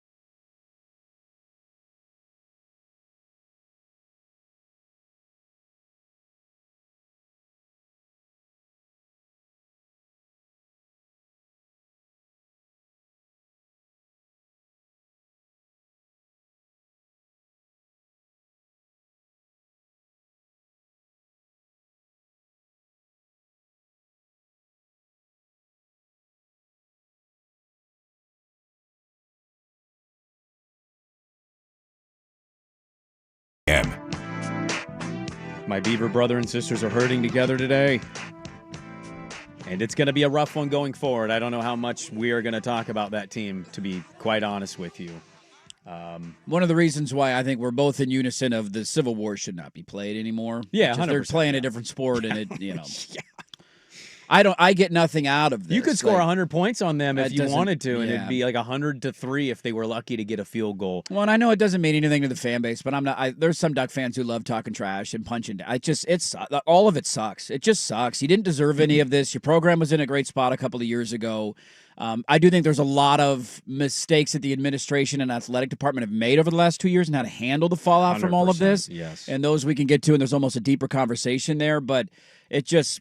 It's even depressing for me because that's a rivalry that used to mean something. It's a matchup that used to mean something. Even when I knew Oregon was going to win more often than not, it was fun going into it. There's nothing fun about any of this for me. It's just depressing. No, we'll wait to get to the game, and I don't know if we have like a sold week of Civil War, Oregon State week on the fan. But I'm going to tell you right now, to me mentally, that game might as well be Oregon against Montana State because I think Montana State might be able to beat this team. Yeah, if I were a Beaver fan, I wouldn't even watch a game. No, I wouldn't blame anybody for nothing to do with that. I don't know why you'd want to go. Yeah. Look, there's a lot of institutional failures here, right? It's not just coaching, though, man, I got my the only thing I didn't have a problem with, play calling. Play calling wasn't that, almost 500 yards of offense. Yeah.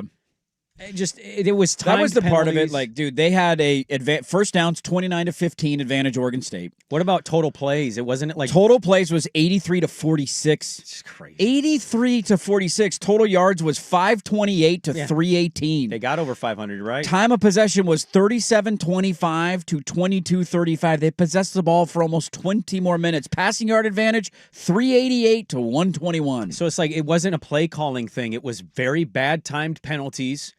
Look, I know people's takeaway from Cal was, defense not that bad. Defense wasn't very good. You still can't get a pass rush to save your life. Pass rush is non-existent, and chunk plays just killed you. Long runs killed you. And your special teams, it's an absolute joke. How are we sitting here at 7:53 and they still have the same special teams coach? How did the season start on the opening possession, too? Oh, my God. The opening possession of the season in which you force a 3-and-out and should get the ball. A guy running off the field because there's too many men on the field. Penalty, boom, first down, next play, boom, touchdown. Boom. These are coaching blunders. Yeah. They're clear red flag coaching blunders.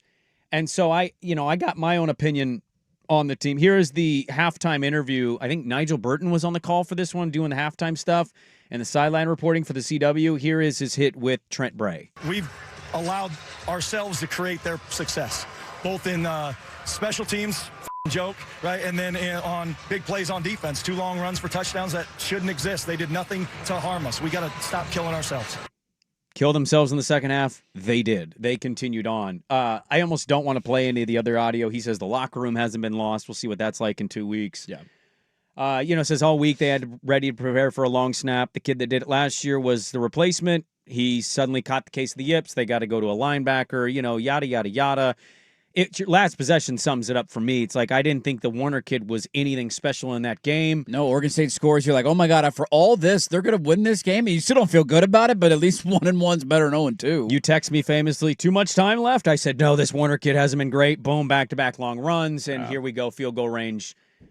Game is basically over. There was a Alabama lady interviewed going into a 7-Eleven style store before Powerball. This is so good. And she was asked, if you won Powerball, ma'am, what would you do with the earnings of the $1.8 billion? I'll tell you exactly what I'd do with the first $70 million. I'd pay off Kalen DeBoer and get him the heck out of the University of Alabama, and then I'd take whatever else it took to get rid of the AD. So I'd give my church money. Of course. I don't know how much of what I'd have, after I paid my taxes, but I'm sure I'd have plenty with this kind of deal, but I know I'm not going to win. I just hope I win some scratch-offs. I just do it for the fun. Yep, we all just do it for the fun. Missouri and Texas won the Powerball. Now, you might be saying, Sprague, I've met your grandma before she died. Sounds just like her. I'd say you're absolutely right. My grandma sounded exactly like this lady. She talked the same way. She'd say the same stuff. So I went to the grave, and I helped my grandma out, and I revised it. Had we won the Powerball, what would we do, Grandma? I'll tell you exactly what I'd do with the first $70 million. I'd pay off Trent Bray and get him the heck out of Oregon State University. And then I'd take whatever else it took to get rid of the AD. I'd give him a church money. Yeah. Got to give the church. Got to give the church. Come on, man. Come on. Grandma Sprague knows. I'm Thanks, sure God. I'd have plenty with this kind of deal, but I know I'm not going to win. I just hope I win some scratch-offs. I just do it for the fun. Out. I'm out. There's a win against Lafayette's going to do nothing for me. It's not gotten better. It's gotten worse. I already was a little questionable about that hire. Felt like the easy, cheaperish way to go. Rah, rah, rah, our own guy. I've seen zero evidence that this is the right move. And so I don't have a lot of faith in the institution for football. It's kind of baseball and maybe women's basketball if they can hit the WCC again. There was a random report that the Pac-12 media deal might be $6 to $8 million a team. And if that's true, fire it into the sun. I am out. There is nothing encouraging and positive about what's happening other than they operated offensively but then shot themselves in the foot with false starts. So, yeah. And up north, you got the Cougs at 2-0. Congratulations, you Cougs. Dude. I doubted you. Out of nowhere. Who saw that team getting coached up and getting better from week 1 to week 2? Must be nice. Must be nice. Wouldn't know what that's like. Loaded third hour of the program. We'll talk with Colin Wilson. That'll be our Daily Ticker guest. What does he make of the college football landscape? How does he view Oregon? Colin Wilson, Daily Ticker, hour number 3, Dirt and Sprague on the Fan.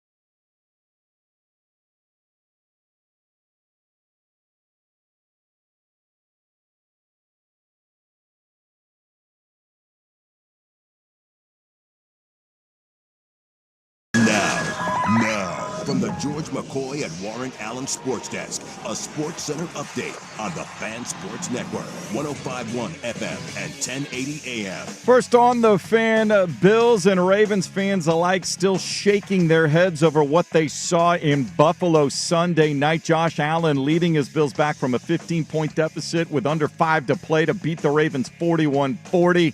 In the fourth quarter alone, Allen threw for 250 yards and was responsible for 3 touchdowns. In Seattle, didn't quite have the same finish. Seattle gave up a late desperation touchdown to backup 49ers tight end Jake Tonjes, then drove the length of the field in the final moments before Sam Darnold fumbled in the red zone. Niners get the 17-13 win. Week 1 of the NFL season wraps up tonight in Chicago. Bears hosting the Vikings on ESPN and KATU Channel 2 at 5:15.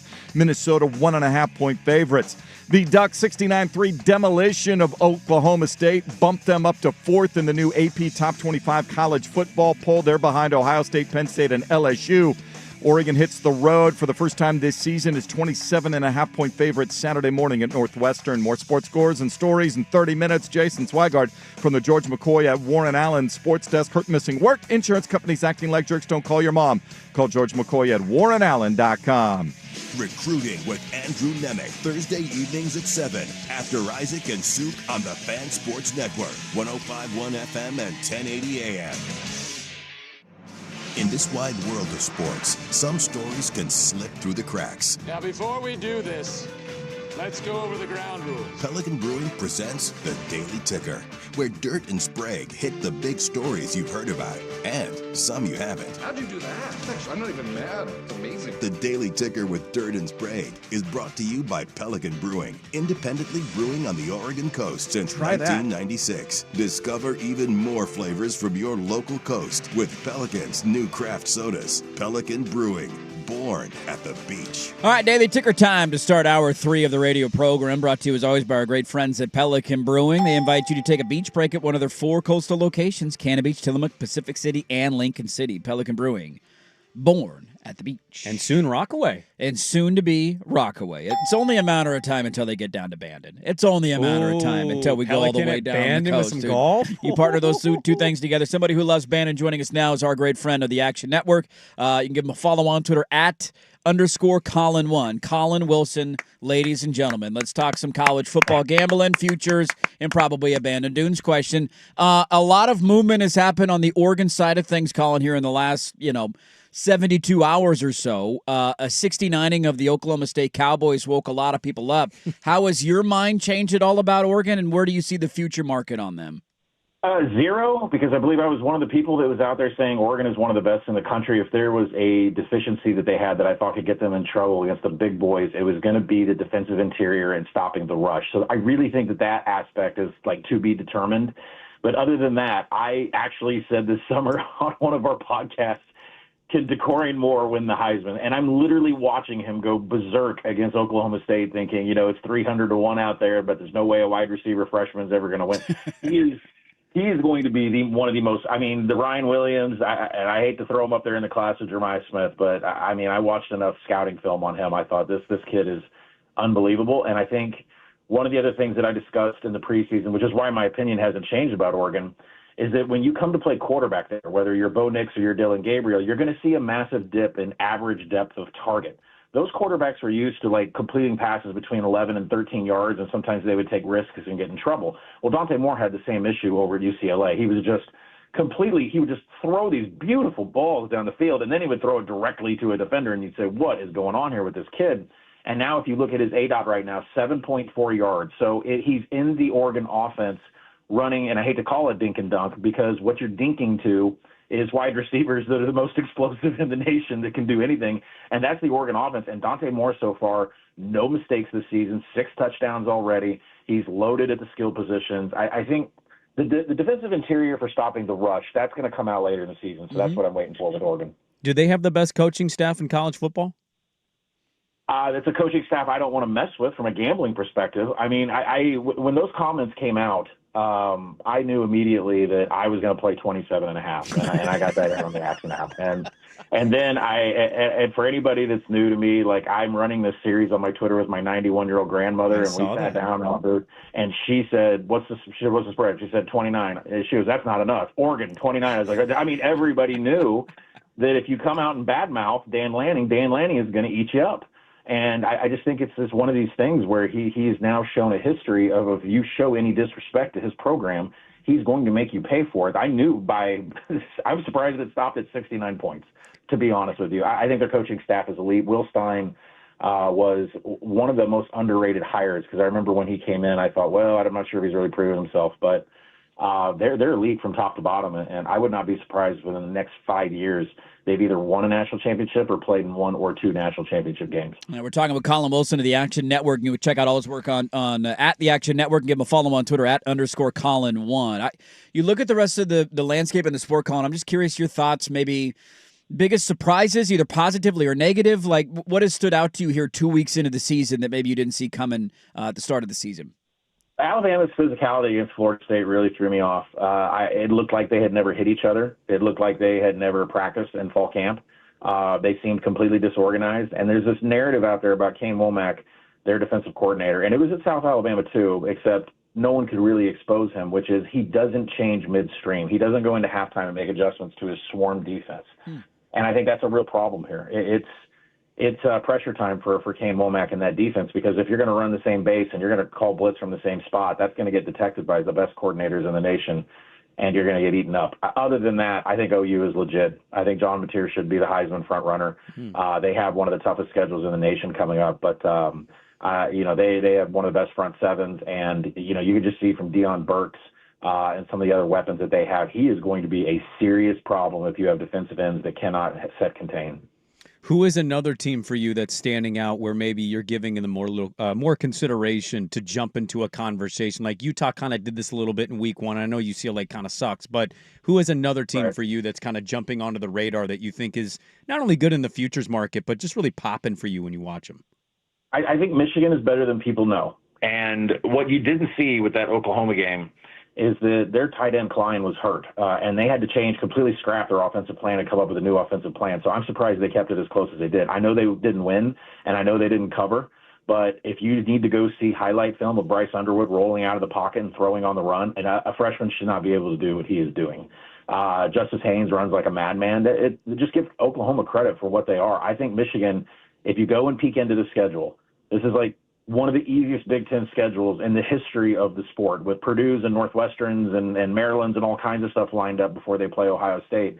There's really no roadblocks for them other than Ohio State keeping them from playing in the Big Ten championship game. I think losing to Oklahoma was a great learning experience for this offense. I think it's a great learning experience for the defense. I think it's only going to make them better in play. And right now I have them power rated as the 13th best team in the country. So I wouldn't just say because Michigan lost that game, they're not going to be there. You can see Bryce Underwood is developing into what is going to be a premier quarterback. Yeah, it almost feels like at this point, no matter what they do this year, the icing on the cake is they're playing for 2026. Like that's a team you're not going to want to face next year with a year of experience under his belt. I curious to ask you, Colin, just about. We got some big games this weekend. Last weekend we circled as one of these there's not a lot of showdowns, and then you always know it's going to get wonky, and you get Florida falling to South Florida and that kind of stuff.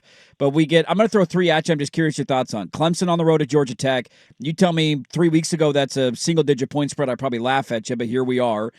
You got Georgia going on the road to Tennessee, and Georgia's a favorite on the road. It sounds like Tennessee's without some corners, and then the nightcap obviously being A&M and Notre Dame desperate for a win after their opening loss, and A&M looking for one of these big ones with Reed at quarterback. Just curious what your thoughts are on those 3 big games this weekend. Clemson's in trouble, and you can see Georgia Tech taking some money in here in the open. 24 hours the lines have been open, and that's because they've fallen outside the top half of the FBS and rankings from defending the rush. Right now they are not able to stop anybody at the point of attack, especially on the interior. And, as we all know, that is Georgia Tech's specialty. Georgia Tech's specialty is, running it up the gut and just making life miserable for rush defenses. Georgia Tech's problem is actually when they get down to the goal line, actually putting it in. They're settling for more field goals, and they should have touchdowns.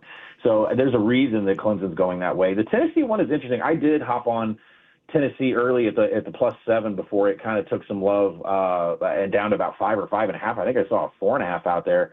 And really, I think this is something that I might even come back on with Georgia because Kirby knows how to defend Josh Heupel. You know that you have to jam these wide receivers at the line of scrimmage to keep them off of their timing routes. So Georgia generally does not have a problem at all. If there's I think Tennessee's defense is now the narrative of that team. So we're going to see if that matches up with a Georgia offense that they don't have any explosiveness whatsoever. Gunnar Stockton has not shown the ability to explode, but at the same time, they may be holding things back. I love Notre Dame. I don't think there's any way around how much I love their offensive line, how much I love Jeremiah Love. The numbers for CJ Carr in that opener against Miami were actually really decent. When you think about what Arch did as a freshman on the road, like in a hostile environment, it didn't go very well. But CJ Carr actually had a very decent box score. Right now, Texas A&M's issue is they're 123rd in defensive finishing drives. And for people that don't know what that is, every possession that has come within the 40-yard line has been a touchdown. And you saw that this past weekend. They gave up 22 points to a team that shouldn't even been close. So Texas A&M got a little bit leaky on the defensive side of the ball. I've always kind of had a little bit of an issue with Colin Klein, their offensive coordinator. It just doesn't seem like the plays that he calls matches the personnel that he has on the field. And we'll see if that helps with Marcel Reed. I definitely favor Notre Dame. Now, Colin, we love we can get you on. We weekly have Josh Pate on, and he regularly quotes his Meemaw. And you gotta quote Meemaw when you have great quotes. And now you have a Grammy out here, just picking every week. Record's great. What is the threshold, though, when it becomes like, oh, it's a cute, fun thing that I'm doing with content and people love, where you turn into Hal from Happy Gilmore and tell her she's pulled landscaping duty? What's the record there when she starts beating you and you switch it? She's 8-2 against the spread. And you know what? Her only loss this weekend was SMU in the overtime. So I don't know. Do I have her go sell a tout service? I don't know what to do with this 91-year-old grandmother, right? I mean, and the thing is she does not have a process like I have, and she listens to all my numbers, and she just doesn't care. She's like, that's just not what's going to happen. Here's what's going to happen. Let me tell you. So, I mean, and how do you say no to your Meemaw, your grandma? I mean, I asked her, how old are you? And I was born in 1933. You're not going to tell somebody that lived through the World War II that they're wrong. You're never going to say that. So start charging $10 a month for grandma's betting advice. This could be a whole new side venture right now. Make a Substack for her. A Substack for grandma's bets.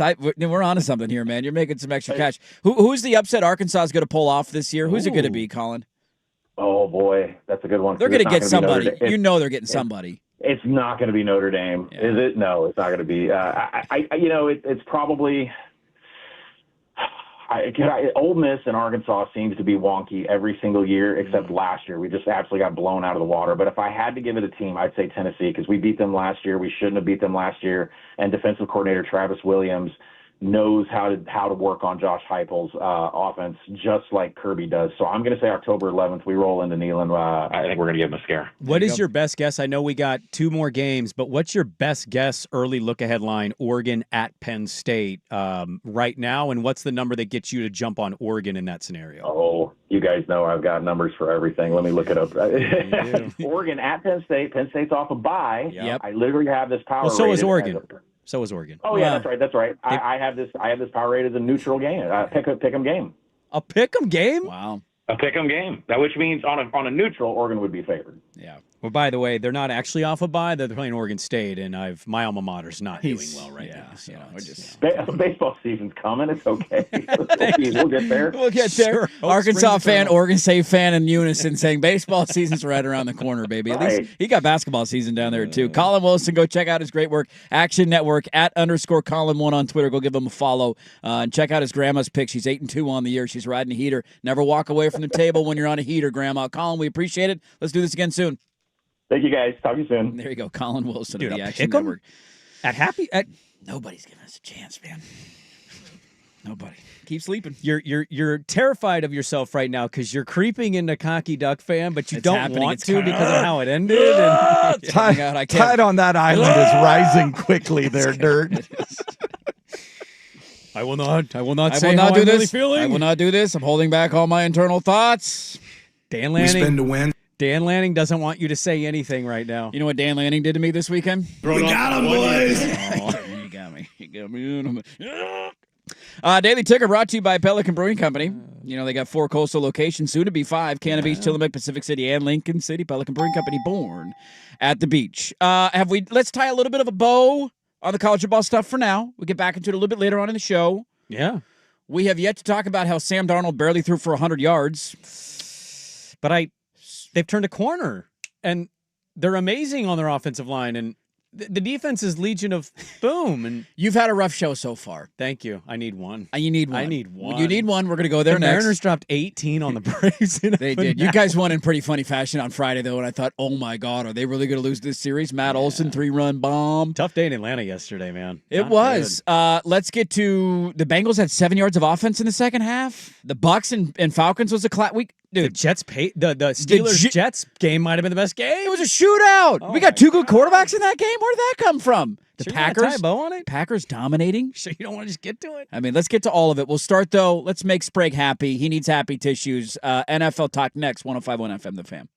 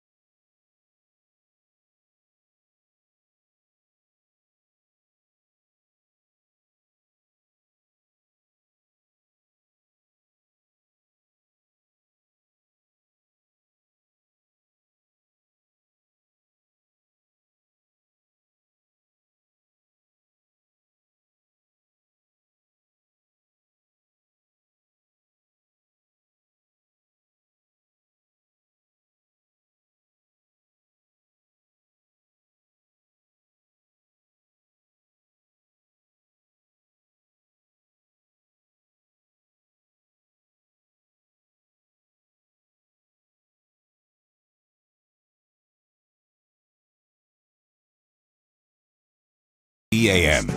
All right, there is so much to get to from the opening weekend of the NFL.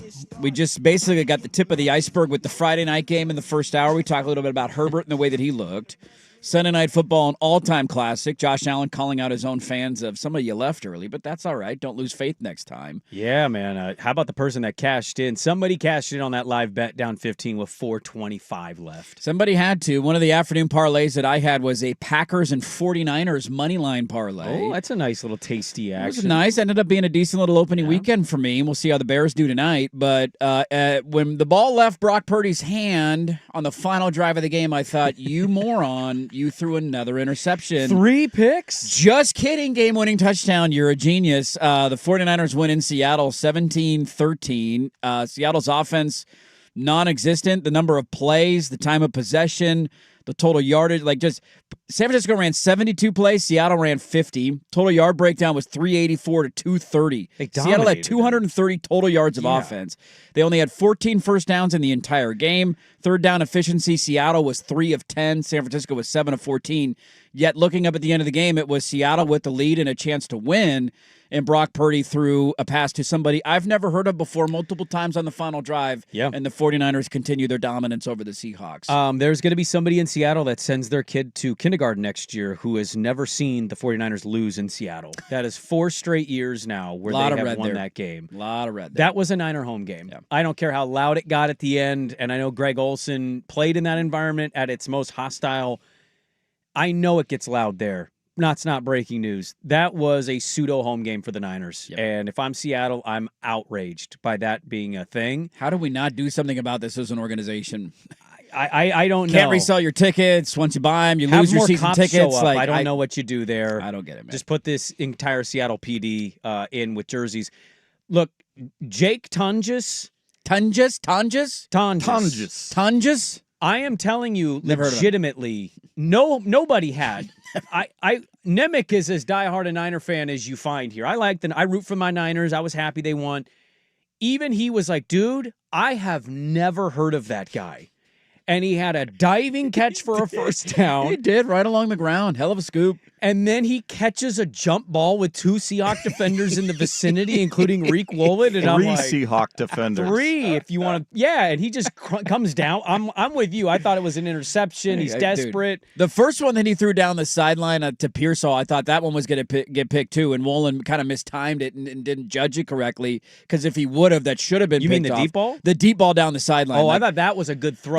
It was an okay throw, but I thought Woolen also he just kind of jumped a little too early and it gave Pearsall a bit of an advantage. The one in the end zone was such a dumb throw because they needed a field goal to tie the game. Okay. And you threw it in a triple coverage. Fair point. It worked out for him, but it was a bad throw. Well, let me counter. Okay. If Burrow, Herbert, Allen, Lamar, Mahomes, Jordan Love, they throw that pass and that same result happens, we're not calling that stupid. We're saying, what a playmaker. See, I probably would because That's fine. They needed a field goal to tie the game, and it was third down. And look, it worked out. It ended up being a great play. I just don't think that's the game, narrative if it's any other quarterback. Sure. And he had never won a game when throwing 2 picks in a game. He was 0-6 prior to that. 0-6. To me, the story of this game, one, as weird as that game was, statistically, they dominated them. But yet when you watched it in real time, you didn't quite feel that way because of how many injuries kept happening. Kittle, all-pro guy, first drive, out, hamstring. Yep. Juwan Jennings, okay, well, you hadn't done much. You go one deep ball, land on your shoulder awkwardly, you're out. They already didn't have Ayuk, so it was Pearsall, McCaffrey, Purdy, Tonjes, Kittle. All whites. Kyle Juszczyk. Don't forget Kyle Juszczyk. All whites. The wonderful whites of San Francisco. All whites. We're on the loose in Seattle yesterday. They leaned everything on McCaffrey to have a big game. He had a big game. Yeah. If I'm a Seattle fan about after watching that, dude, like, why are we kicking a field goal? Yeah. It was 4th and 1. We can't trust our guys to block for a yard? I think the answer would be no because they didn't do a lot offensively the entire game. I understand it, but I hated that decision. Well, I loved it, but like if I'm a Seattle fan, I hate that decision. Yeah, be aggressive. You need to send a statement. Even if that's a mass unit Niner team, you need to send a statement. We are starting our season off the right way. We're going for the jugular here. A field goal doesn't do that. And again, I wasn't overly impressed with Seattle's defense. Their offense was blanked, basically. Like, Darnold was a disaster. I think the takeaway for me is Niners breathe a sigh of relief getting a win. Their defense showed up in a big way. Great debut for Rob Saleh back as the D coordinator. Fred Warner is an absolute madman. I didn't think their DBs played exceptionally well, but I think they did make big plays when they needed to. Just great day for your 49er fan. Tough day for Seattle because you think that's a game we should win given all the circumstances on it. Yes. And they laid a dud. They laid an egg. You're at home. The 49ers lose 2 of their healthy weapons early in the game, and they were already banged up coming into the game, and you still find a way to lose. And to your point, like, if San Francisco doesn't have the issues that they have on special teams with Jake Moody, who is just a problem. How has he not been cut? Like, how has that dude not been cut? And if anything, I can't remember who tweeted this, but somebody had a take. It was like, if there's anything that can get Kyle Shanahan to stop being so damn conservative on 4th down, wouldn't it be his kicker not being able to make field goal? Maybe that's what he told Purdy on the last drive in my face of like, dude, we don't want to kick it, just throw it into the end zone because we don't know if this guy's going to make it or not. So who cares if you throw an interception? So their special teams are a problem. If not for that, the 49ers dominated almost every category of this game. I think defensively, that was the biggest takeaway for me was how they looked. Their defense was horrible last year. And if they get that level of play, now does that have to do more with Seattle struggling or trying to find their identity on offense or maybe not being very good in terms of a balanced attack? And Darnold's going to struggle this year. Like, the overreactions from week 1 will feed families for generations to come. So we still have a long ways to go to see how this all plays out. The lack of a passing attack for Seattle was alarming. Alarming. It was JSN and JSN had 13 targets and 9 catches. The next closest were Cooper Kupp and Kenneth Walker, who had 3 targets. Oof. Walker had 3 catches for 4 yards. Cooper Kupp had 2 catches for 15 yards. That was it. They didn't have a single run play longer than 10 yards the entire game, so they could not create explosives in the run game. They were held to barely 3 yards per carry, and that was aided by a couple of Sam Darnold scrambles. Without the long completion on the final drive before I think it was Lucas that backed into him and caused the fumble. Lucas, yeah. Before that, he had for the game, he had 150 yards. They completed a 40-yard pass down the sideline to JSN on that drive. If you take that one completion out, he had 15 completions for 110 yards. Well, yeah. That's not good. They had no passing attack whatsoever. 6.5-yard average going into that last drive. It's sub 100. And look, it's easy to criticize because you lose. I feel like I kept hearing about the tight ends and people liked them. You had Roy with 1 catch for 7 yards. Or your identity is supposed to be your offensive line. Kenneth Walker had 10 carries for 20 yards. That's a 2-yard per carry. Well, they're better average. back as Charbonnet. Yes, he had 12 for 47. Charbonnet. That was a better game, but he didn't have a wrong longer than 7 yards the entire game. So, like, they need to just kind of lean into it. Kenneth Walker, as a fan opposing that team, I was like, every time he got the ball, I went, good. Slow, bulky guy who's very strong, but, like, Charbonnet scares me more.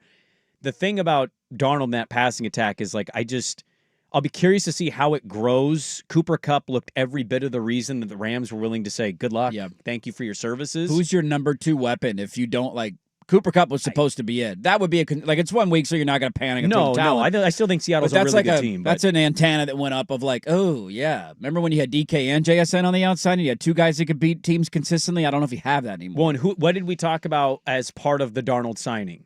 Some people thought Darnold, Geno, same player. Well, one went into a wet, soggy situation in New England, looked the part, threw some absolute dimes, got a win.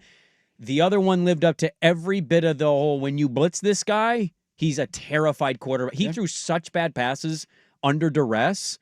And so it's just, you rebound, you have some takeaways, you watch the film. I just don't know how much better Cooper Kupp's going to be throughout the year. Clearly the Rams were like, we'd rather have Devontae. Devontae had a big game in his debut. And then who? So if it's JSN and you're defending the Seahawks, it's like they're going to run it, and it's JSN. Double him up and see if anybody else can beat you. I dare you. So we'll see where they go from here. The season's not over. They could very well beat San Francisco when they play again, I think, in Week 18. That happened last year. Remember, they lost in Seattle at home early in the year and then went on the road and beat them late in the season. And San Francisco, like, they got a game this weekend against New Orleans. We'll see if they crap the bed, and they're a mash unit, but they had some positive takeaways here. Seattle's thing is just Mike McDonald needs to not kick the field goal there. They're at Pittsburgh this weekend. Yeah. Last thing you want, I think, in this season is to start 0-2. So it becomes an interesting game right out of the gate. it's a fascinating because Pittsburgh game. coming off the high of the Rodgers return to New York and all. Let's get to them because there's so many more NFL notes to get to. That shootout happening in the Meadowlands. Who saw that coming? Is Justin Fields good? Did he become good? Am I wrong in saying 2 overs hit all weekend? It was Pittsburgh Jets in the and Sunday night Baltimore game. and I think that was Buffalo. it. I think the under hit in every other game outside of those two. Quarterback Josh Allen versus Lamar Jackson, Aaron Rodgers, Justin Fields. We all saw it coming. We all saw that coming. Let's dive into that one. Did this team put everybody on alert in the NFL? There's so many more NFL notes. That's all still coming. First year Swag with Sports Center.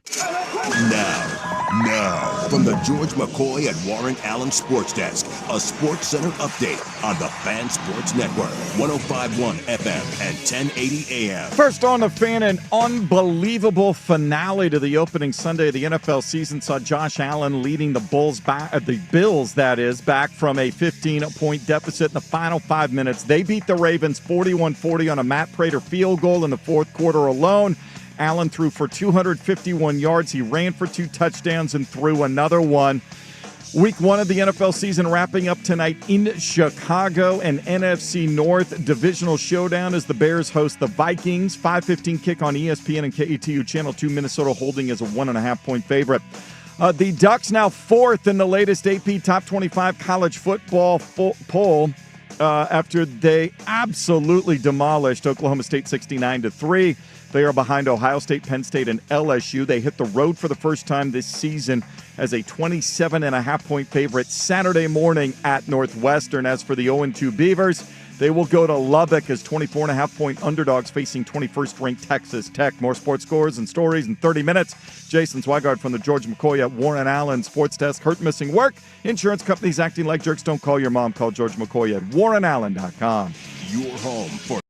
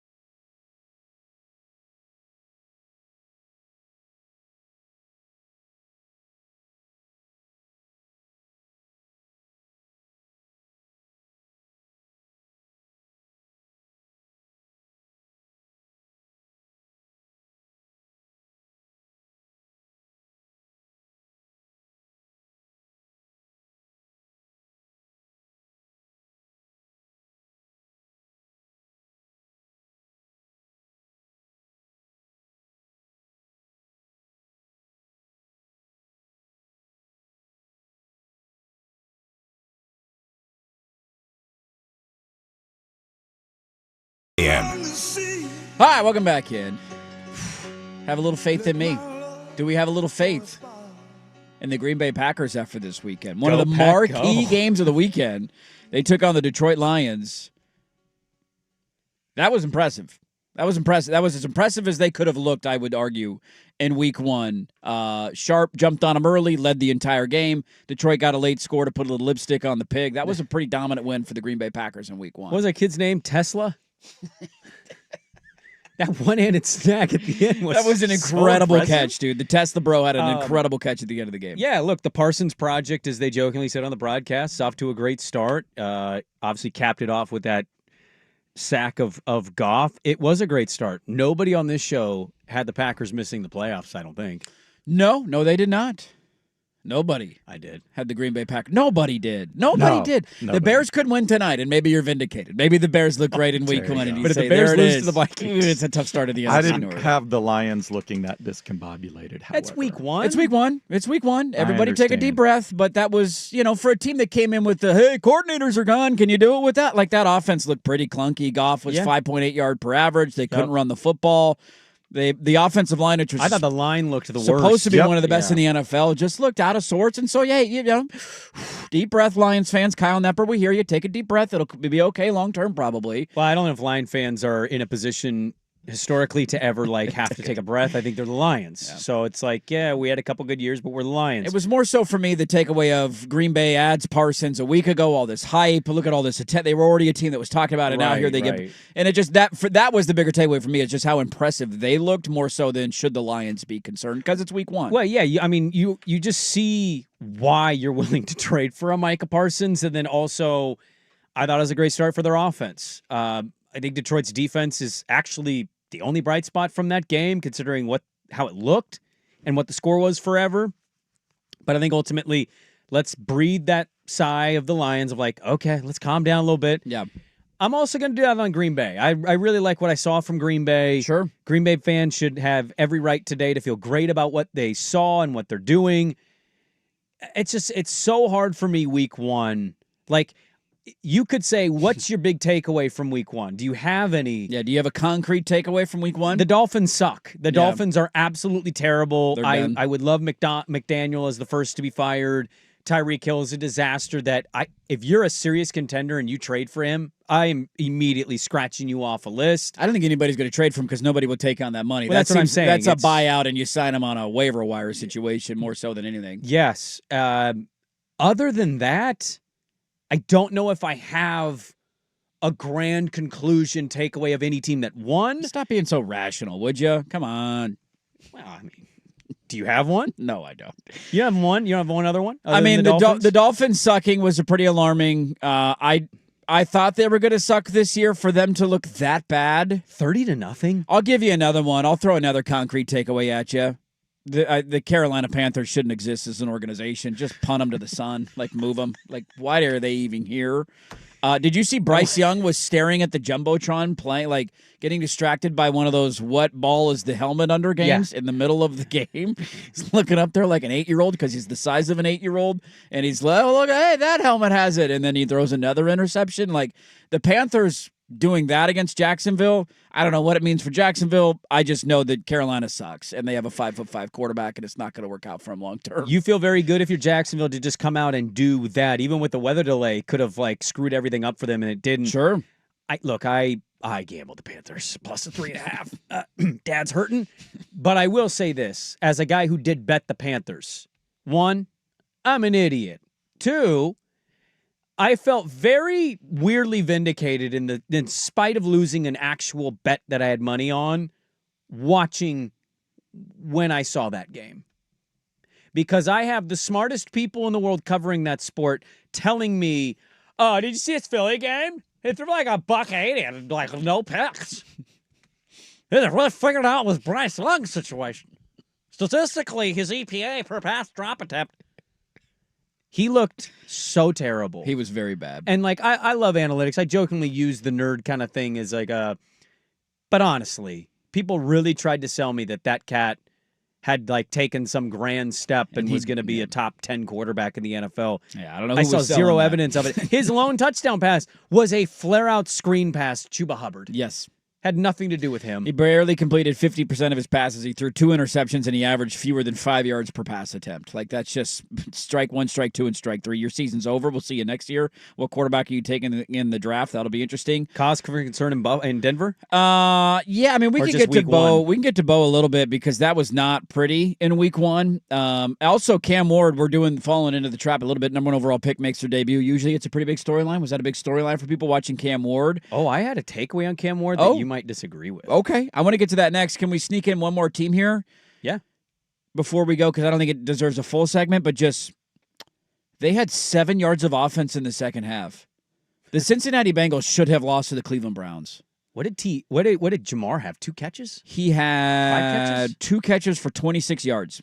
T. Higgins had 3 catches for 33 yards. Joe Burrow was 14 of 23 for 113 yards, 95 when adjusted to sacks. 1 touchdown. He was sacked, I want to say 3 consecutive plays by Myles Garrett, who just dominated the game. It was 2, and was then 2? Hansen thought it was 3, and it ended up being a guy on the ground, like, tripped him up. The guy Joe Flacco threw for 290, and Joe Burrow threw for 113. Like, they had 7 yards of offense in the second half. The only reason they won the game is because Cleveland's kicker missed a chip shot field goal to take the lead, because if he would have made that, they were not driving to score at that point. They are such a fascinating weird team. Like, they didn't they got off to the slow start, but they got away with it because they got a win. But usually it's their offense that carried them. But I don't know. That was such a weird game for me.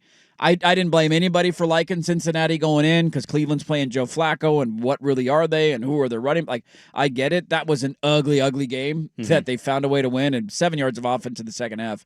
A bit alarming. Let's get to the Bo Nix struggles from week 1. We still have not talked about is Aaron Rodgers back? Good day for Rodgers. Good little day for Aaron Rodgers. Good day for you. Who are we believing in more, Daniel Jones or Justin Fields? Who is the new revitalize their career? Because both of them looked outstanding this weekend. Penix and Baker dueling out in Atlanta. That was a great game. Dude, there's too much to get to. We'll see how much we can get to next. We'll start with a little Cam Ward takeaways and Bo struggles. Putting a bow on some NFL stuff. We'll do it next on The Fan.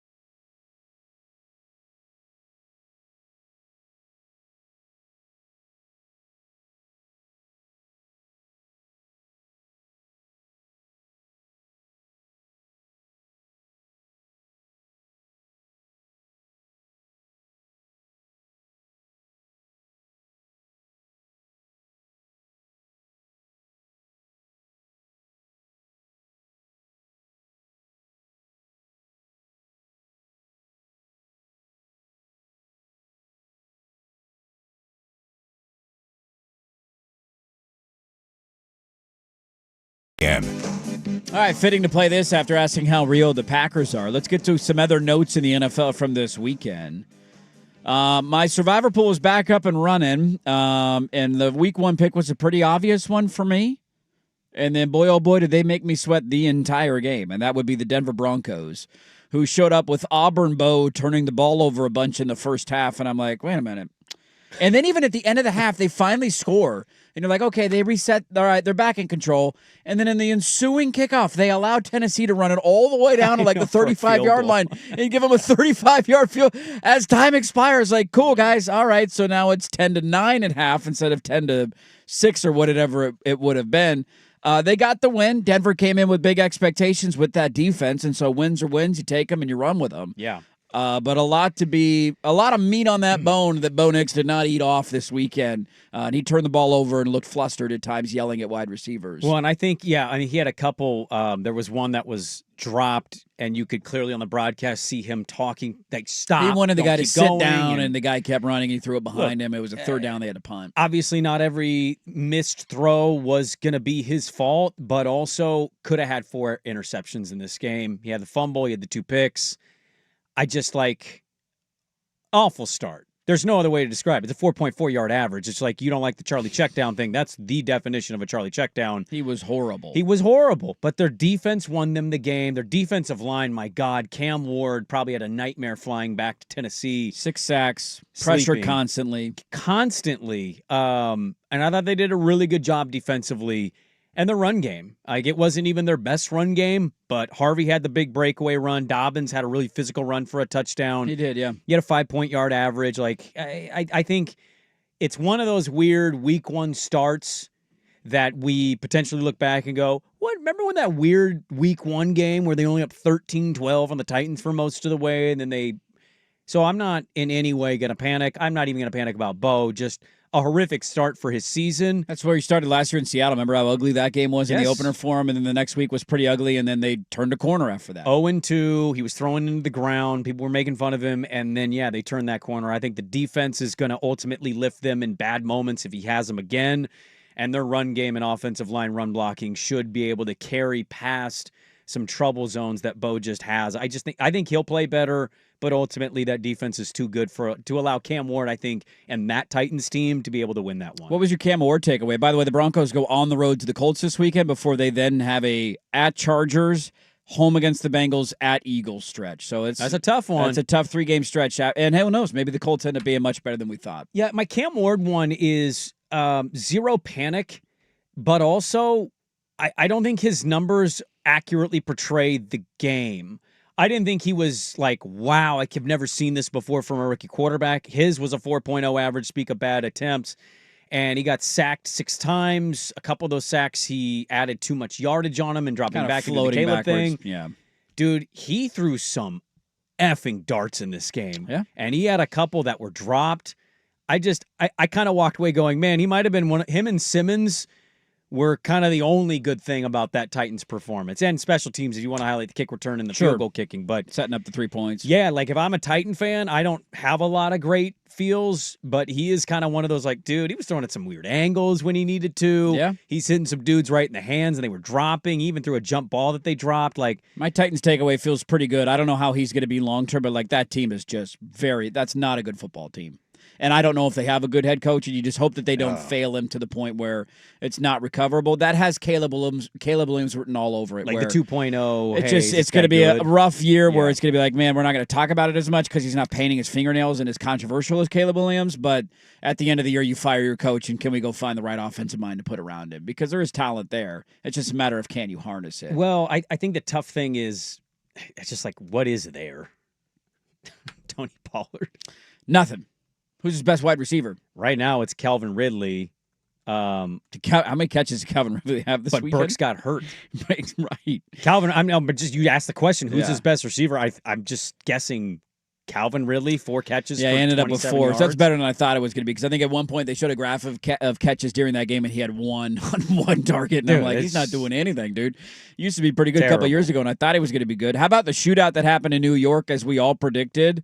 34-32. I felt horrible for Justin Fields because on that last game-deciding play, They had a fourth down. They had to try to convert to keep the game alive for those who didn't see it, and he's scrambling, kind of escaping the pressure up the middle. I felt like he could have easily run for the first down, but as he's about 4 yards away from the marker, he glances over and he sees Garrett Wilson, what he believes to be wide open. And I didn't blame him because of the clock. I didn't either. The clock is winding. I thought he could have run it like easily, just picked up the first down and let's hurry up and get back on the ball. They were doomed, though. They weren't going to be able. That was too much. He threw it and he gets drilled immediately after catching the ball, and so it ended up being a win for Pittsburgh on that final play. Yeah, but Jets plus recast. It did. I took the Steelers. Was a bad beat for you. It was a brutal beat for me. 34-32. It felt like when they got the turnover and then the fumble and then the score, and you're like, oh my God, now they're back in control of the game. Fields balled out, dude. He's running around making plays. They're out. They ran for almost 200 yards on that Pittsburgh defense.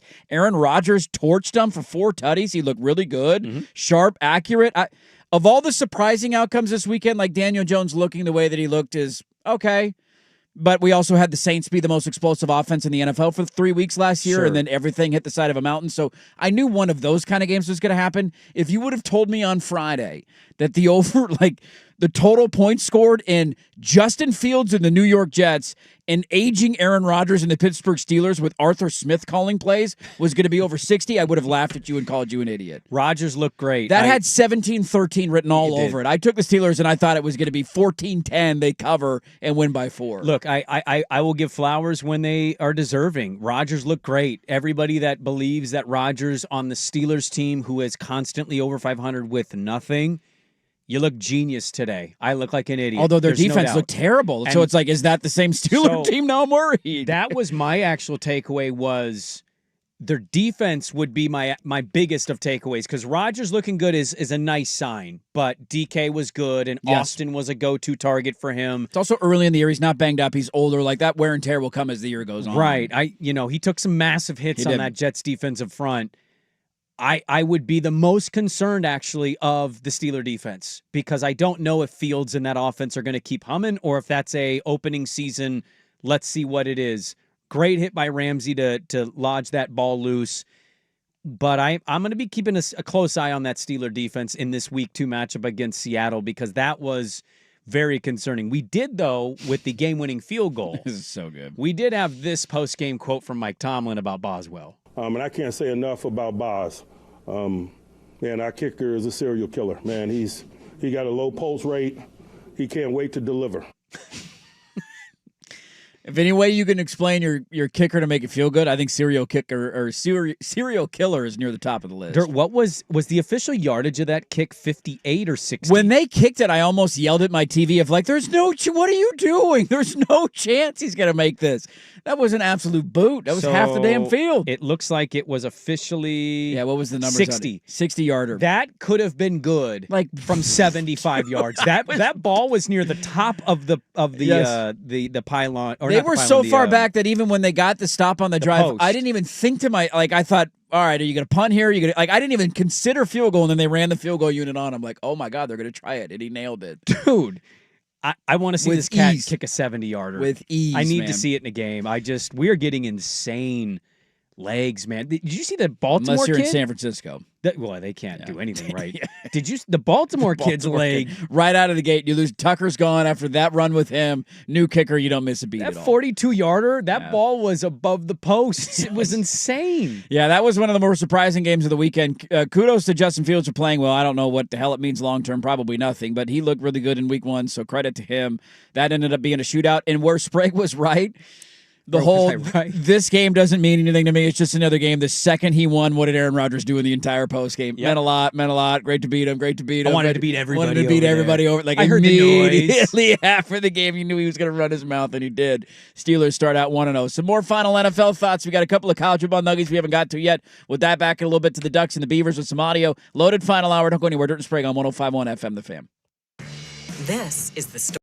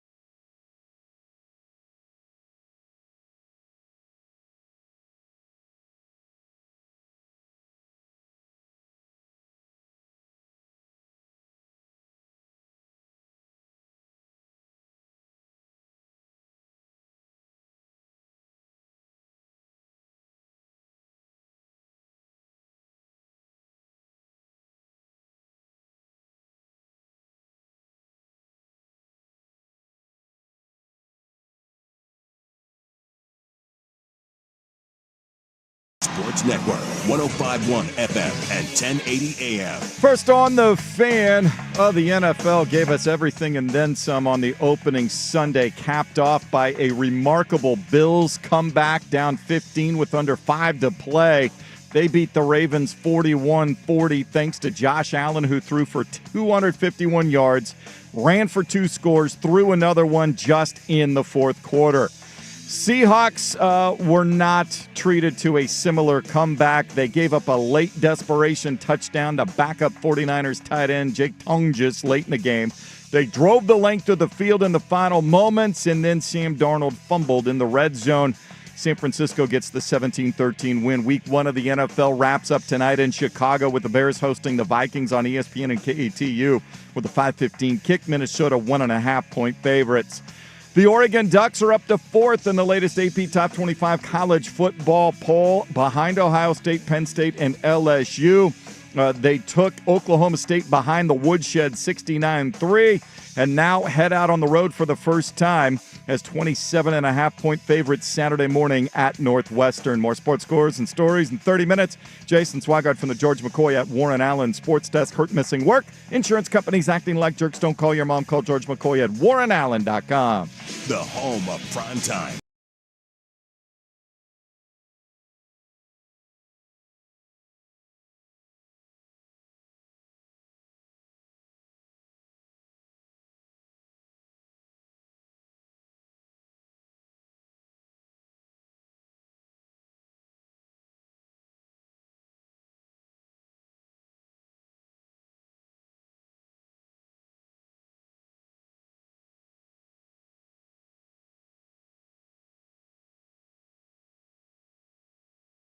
Let's do this. Final hour. Dirt and Sprague here on Portland Sports Leader. 105.1 FM The Fan. 1080 AM. Live on YouTube, the Odyssey app. Hello, good morning, everybody. Lots still to get to in the final hour of the show. Did you know the Football Talk on the Fan is presented by Paramount Plus? You can't count on much these days, man. But you can always count on Sundays with the NFL on CBS and Paramount Plus. Watch your local NFL game every Sunday on CBS and Paramount Plus all season long. Visit ParamountPlus.com/NFL to get started today. Jim. Little tone down, Jim. And I just want to note for the record, again, every year I do this, I am actually bothered by something on my television. Oh, what got you? What got you? It's the oldest old man thing, and it's stupid, and it doesn't matter. What's making Sprague angry today? Never, ever should 2 NFC teams play on CBS. It bothers me immensely. I'm with you there. Very Lions, weird. Packers, CBS. What are we doing here? Jim. That's AFC stuff. Get out of here. What are you doing? Pick a Bronco game. Pick a Colt. I don't care who you go with. Any of them. What are we doing? Packers belong on Fox. Also, great day. Great day for Greg Olsen. Brady continues to be. Tom Brady. Nobody knows more football than him, though, man. He's been there. He knows. We had an athlete or a former. He has been there. He knows. I mean, sure, he knows how to play. He doesn't know how to talk about it. Speaking of which, you see Ryan Clark call out Peter Schrager live on ESPN on Friday. Yeah. Guy's had a rough couple of. I don't know how many public apologies he's had to issue over the last 6 months. Maybe stop being an idiot, Ryan Clark. That'll help. Why does he didn't need to say it? No, it just is such a dumb thing. With opinion. Like it's okay to have differing takes. You know what they were debating too? This is so perfect. Oh God. They were debating who had a better game, CeeDee Lamb or AJ Brown. Yeah. And he was arguing, well, CeeDee Lamb AJ Brown had 1 catch. Right. How did he have a better game than CeeDee Lamb? Because he won the game. That was the take that led to somebody saying, you didn't play football, you don't know about football. Oopsies. Ryan Clark. Lots to get to here in the final hour of the show.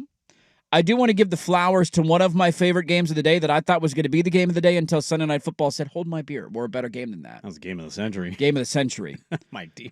Dude, how good was Bucs-Falcons in Atlanta? How good of a game was that? It's a really good game. Penix absolutely balled out. Dude. How many times, too, did he have scrambles and runs where you're like, there's no chance? Oh, my God, he got the first down. I thought his knee hit the ground on the touchdown. Yes, I did, too. I was, like, amazed. The one that the red zone cut away from it, he had a first down run that he somehow picked up. They cut away because everybody's like, oh, he didn't get that. That thing's over. And then they go back and you're like, wait a minute. Yeah. Upon review, Penix, he actually got it.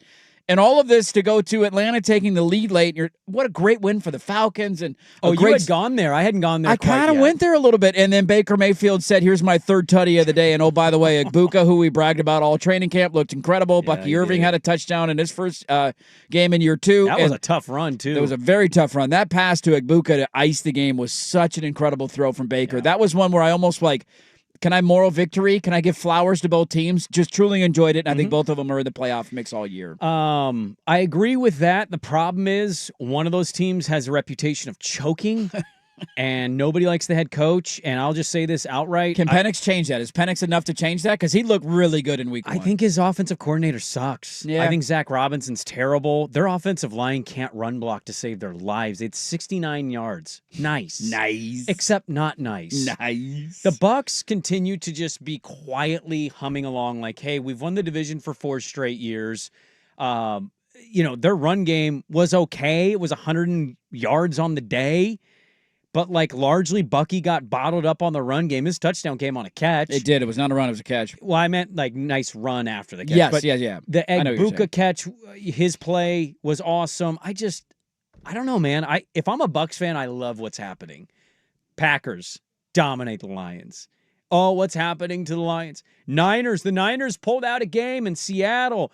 Seattle can maybe still do it. You see the Rams against the Texans? Rams are 1-0. You go through the list of the NFC, and I just feel like the Bucs are sitting in a great spot of that's cool. Philly, yeah, great. Are they the nobody's giving us a chance in the NFL? Because they got a little bit of that vibe. They have that. How many people They're kind of forgotten in the NFC picture? Well, I think there's people today that feel vindicated or continue to believe that Lamar will never win that big game because of how they lost that game last night. Because it's his fault that Derrick Henry fumbled and he scored 40 points and his defense couldn't get a stop. You know how this stuff goes. I do. People are stupid. I also think there's a lot of the same people are going, Baker can't win a Super Bowl or get to a Super Bowl. And maybe he can't. Who knows? But if I'm a Buck fan, dude, I love what happened yesterday. We played a great game against what I think is a good team. Yeah.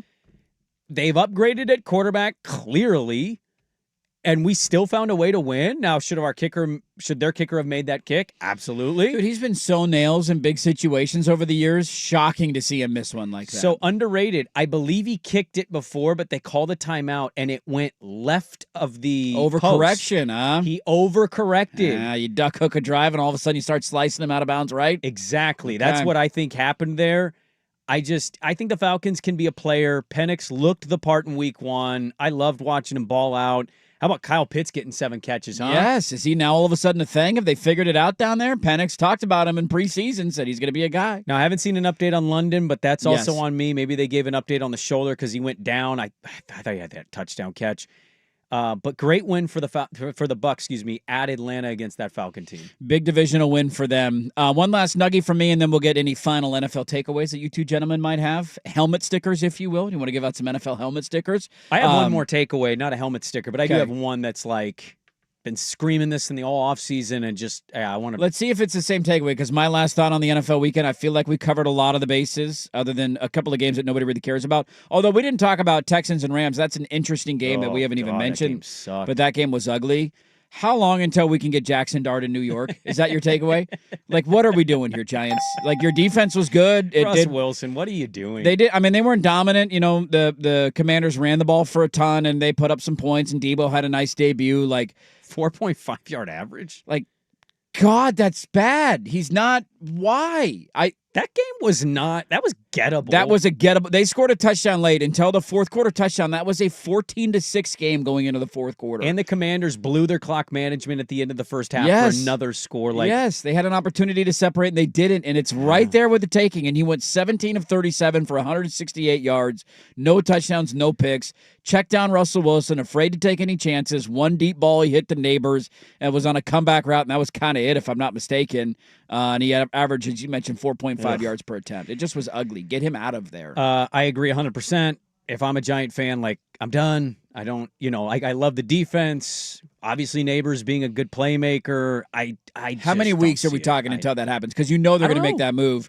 They might go 8 weeks, dude. Daboll needs to save his job for one. I think there's a little bit of that. And if you end up having the big push from Dart late in the season, that's a great calling card for why you should be back. He loves him. There's a report that came out last week that every time he walks by him in the facility, he says, "I love you" to him as he walks by him in the practice facility. Just play him. Just get his ass in the game, man. You're probably not going to the playoffs, even though I know I picked you to be a wild card team this year. You got nothing to lose, that was the dude. biggest. I don't know why he didn't play late after Washington got that last. After the last 21-6, get in some reps. Why is Russell Wilson taking snaps? He clearly has a plan for this and throwing kid. 37 times. Yeah. I mean, look, I don't, I'm a fan. I don't know ball the way Daboll does. He clearly has a plan for the kid. He'll play him at some point. Maybe it's week 3. Maybe I just am week tired 7. of watching Russell Wilson play football. I think I've reached that point of he's I don't need to see it anymore. Yeah. He's been the same quarterback for the last 3 years. He sucks, and I just am done watching it. I tend to agree with Give me that. Jameis at least. If you're going to start somebody else, put Jameis. He'll throw 3 touchdowns and 2 pick sixes. It'll be more entertaining. Sit back there and check it down. Quick question for you. I don't know if this would register on the hot take meter. Oh yeah, what do you got? Okay, week 1 takeaway. Week 1 takeaway. If we're all just taking truth serum, have we seen better quarterback play in a game than Sunday Night Football in our lives? The only one that comes to mind for me would have been the Monday night game, and was it the Mexico City game, Rams and Chiefs with Goff and Mahomes? Remember that one was 55-52 or whatever the final was? Okay, that's fair. The stats are going to back that up. The stats will back it up. But I'm asking, when you watched that game, 2 guys who are bona fide stars leading their teams. Yeah, I mean, almost perfect in every way. Very few mistakes by either of them, if any. No turnovers, right? Neither of them threw a pick, if I'm not mistaken. No. The only turnover was the Ravens. Henry fumble. The weird thing is, we have to continue to, not be able to say that because rings. But I'm watching this. Quarterbacks are win-loss stat. That was a loss for Lamar, don't you know? Why didn't he do enough to get his team over the hump, man? Fair question. 40 points. Not enough. That was the Joe Burrow. That was like Joe Burrow 13 times last year. Dude, I scored 40. That's not enough? Come on, man. They just look unbelievable, both those teams. They do. And I'm just sitting on my couch I'm mesmerized. I'm Hugh Jackman looking at God GIF of I'm trying to remember if there were any Brady Manning Colts Patriots game. They can't move. This is my point. The I understand that. Mobility they just factors for me, man. Yeah. It definitely those does. are goats. Those are. I'm not saying they're better on the Mount Rushmore. All that. I'm just in a game watching two quarterbacks. Lamar on a play on a 3rd down where he should be sacked for a 10-yard loss, picks up 15 yards on a 1st down. Josh Allen scrambling out, watching his lineman just literally give up, stand there and watch him. And then he throws a piss missile 40 yards down the field. That Palmer throw. God, that was incredible. Oh my Lord. Yeah. And I just sitting there as a guy who bet the over going, this is beautiful. This is cinema. For me as a sports fan. This is perfect, man. It cannot get better than that for me. This is why I don't watch television, because nothing I watch on TV can equal that. You're not wrong. I haven't watched a show in a long time. No movie, nothing. And I'm no not motivated reality TV I'd have to go back can and capture look. that and what it does to me. I'd have to go back and look and see if the Niners and Bills when Steve Young and Jim Kelly went at it. And I know Kelly still wasn't. It'd be something back in that realm. You can give me stat games your whole life. I'm just from those guys could at least move a little bit, standpoint. I just love watching both of them play. If my team doesn't win it this year, which I don't think they will, that's my rooting interest. I want to see one of those 2 guys get a ring. And even if one of them doesn't, the narrative is so ridiculously dumb to me about it. I feel alone at times.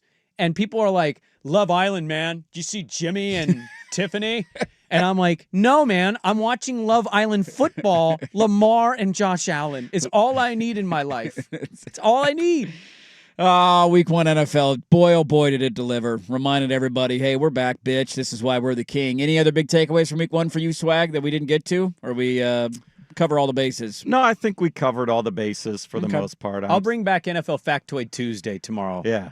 All sorts of little nuggies that we missed. Little nuggies. 1 and 2 weekends for you guys in Sprague in the line. I need a Bears win tonight for a winning weekend. I'm 1-1 at this point going into Monday night. I thought the Raiders looked a little bit of the part that I thought they would in week 1 of I picked this team to make a playoffs, and they struggled there for a while, but they got the offense moving. I think the biggest thing for the Raiders is the defense is stoked because they actually have playmaking ability on the offensive side. Now, maybe it's not consistent, but that offense just could not do anything and move the ball. So the defense knows if they go out and get some stops and at least give them the ball enough that they have the ability to put enough points up on the board for them to go shut it down. Yeah, I was a why not take a chance on Darnold guy who cares about losing Geno opinion in the offseason person. I don't feel great about that. Take 1 week into the season. It's 1 week. It's 1 week. There's a long ways to go, but a lot of the fears that people have with Darnold reared their ugly head, and Geno looked fun. He looked good in Vegas. He's playing with some decent. Well, that has to do with the coaching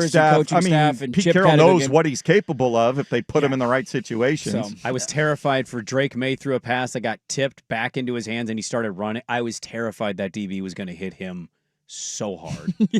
But he hit him and he took the hit. He got up. I was just like, ugh. Well, the NFL was glorious. It wraps up tonight with Minnesota-Chicago Monday Night Football. We will have some thoughts on that in the final segment of the show. Caleb Williams, year 2 for him. J.J. McCarthy making his first start, so Massive. We get the cap off of week 1 tonight. Let's get back into... We spend to win. And boy, oh boy, did they send a message this weekend. That's next, 105.1 FM The Fan.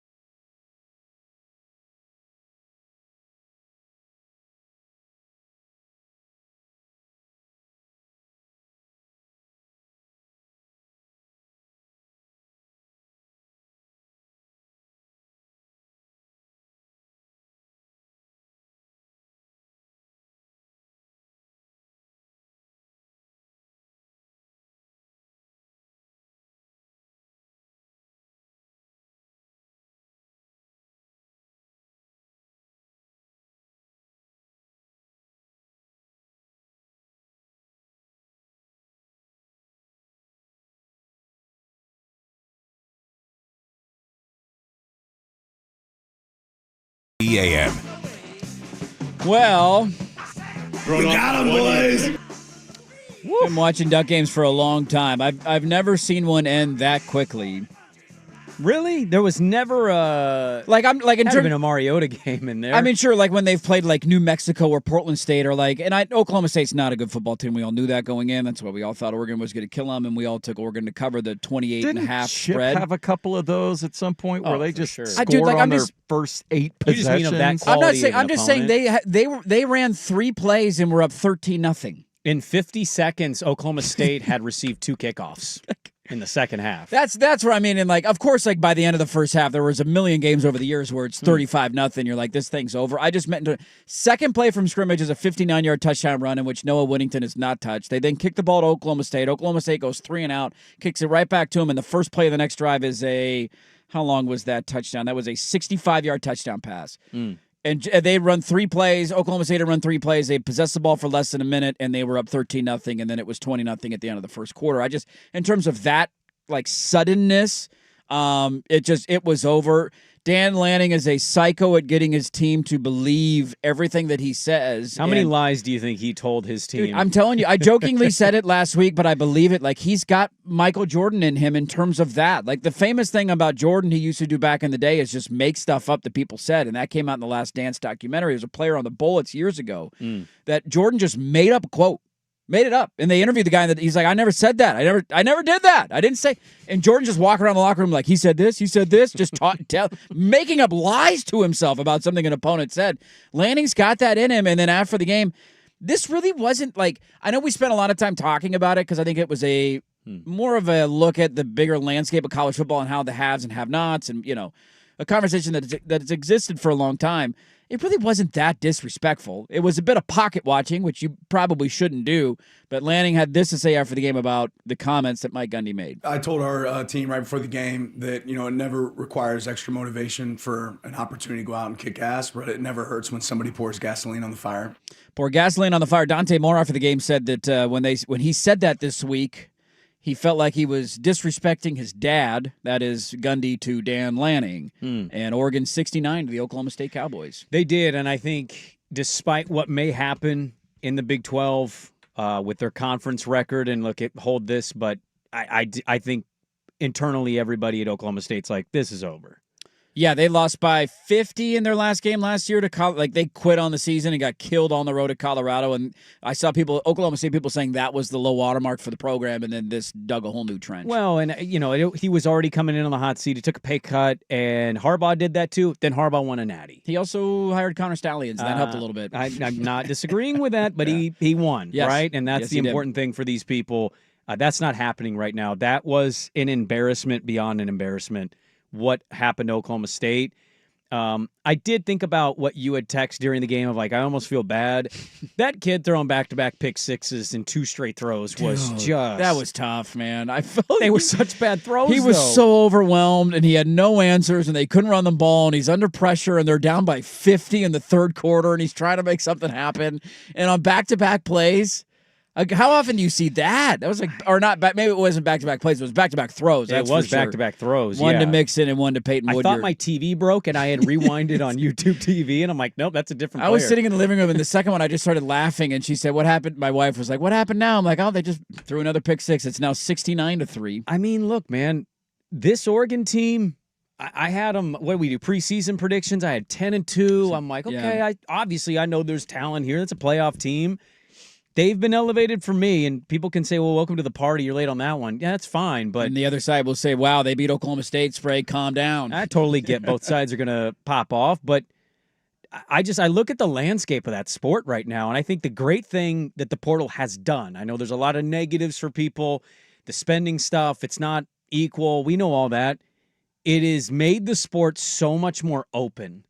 The idea of fill-in-the-blank team, even in a quote-unquote suspect, questionable, or down year, when you have this kind of talent, any questions you have can quickly be answered with, no, the talent backing them up are really talented. Yeah. And I look at Oregon and I say, why can't they win the national championship this year? And that's not something I necessarily had on the bingo card going into the season. I know Montana State and Oklahoma State aren't great. I know they're going to house Northwestern and Oregon State before going to Penn State. But we talked with Colin Wilson earlier of the Action Network. He says right now that's a pick'em. Oregon being a pick'em at Penn State. If I told you that in August, I don't think you believe that. You're like, nah, I got to be an underdog of some sort. If that stays pick'em, that speaks volumes of what he has built. And because of that coaching staff continuity, he's a psycho. I thought it was every bit personal to him, those comments that you watched play out in that game. Dante Moore called him a dad in the postgame. I thought every hit, even when it was 50-0. He brainwashed their entire team into thinking this is the most disrespectful thing anybody has ever done. He had to have told them 9 other lies that Gundy never said because they hit those kids until literally the final horn. It was their mission to not allow a touchdown. That is what you want to see. If your team has been elevated to a blue blood of a sport, which they obviously are, that is what you love to see. A team being psychotic from opening kickoff till end of game at 69-3. Yeah, I mean, I think a couple of the things that stood out, too, were, a lot of questions last week about Mekhi Hughes and where is he. And the staff has been adamant, like, it's nothing that Mekhi Hughes is doing. It's just that we love all of our backs, and we're going to spread carries around. Noah Whittington in this game had 4 carries for 91 yards. Jaden Lamar had 6 carries for 87 yards. I mean, Mekhi Hughes thing should not be a conversation anymore. This team's too talented for people to care about. And both of those guys, like Jaden Lamar has been one of the bigger standout guys early in the season for me because he didn't do a lot last year, and he's clearly a guy who took the offseason seriously. He looks bigger, he looks faster, he looks stronger, and there's a reason that he's ahead of him on the depth chart right now. It's just because he looks better than him when he gets in the game, and he's taking advantage of his opportunities, and so it will continue to evolve. But both those guys looking phenomenal as your top 2 backs. I think the offensive line answering a lot of questions has been awesome to see. Hey, new faces, how does it come together? Those guys have not allowed basically a single pressure the entire season. And then the other one that we didn't know about going into the year was, last year you saw these big impact true freshman wide receivers who had huge roles, one in Alabama, one at Ohio State, and there were others around the country. Where does DeCorian Moore fit into that? Lord, what kind of player can he be? And he became the first true freshman to score a receiving touchdown, a rushing touchdown since everybody could probably guess it. D'Anthony Thomas did his freshman year. It's not something that's happened in a very long time for the program. The fly sweep that he had that he scored on, it looked like he's just gliding in the air. And then the long throw on that second drive of the game, the first play of the second series of the game. He's hurdling a couple of guys out there, juking them, making a catch down the sideline.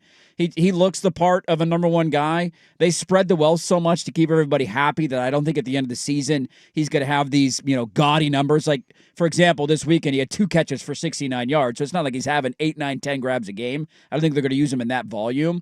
But you want somebody late in the year that you can trust to go make a play and can be an elite playmaker on the outside. And he has those DNA traits, man. Like, he absolutely looks the part. I think he can absolutely get better from here. Yeah. The blocking on the outside, again, was a big takeaway for everybody of just how physical they are outside the line of scrimmage. He has a little bit of that Ryan Williams-esque quality and what he did last year. Now, Alabama last year and that season was truly special.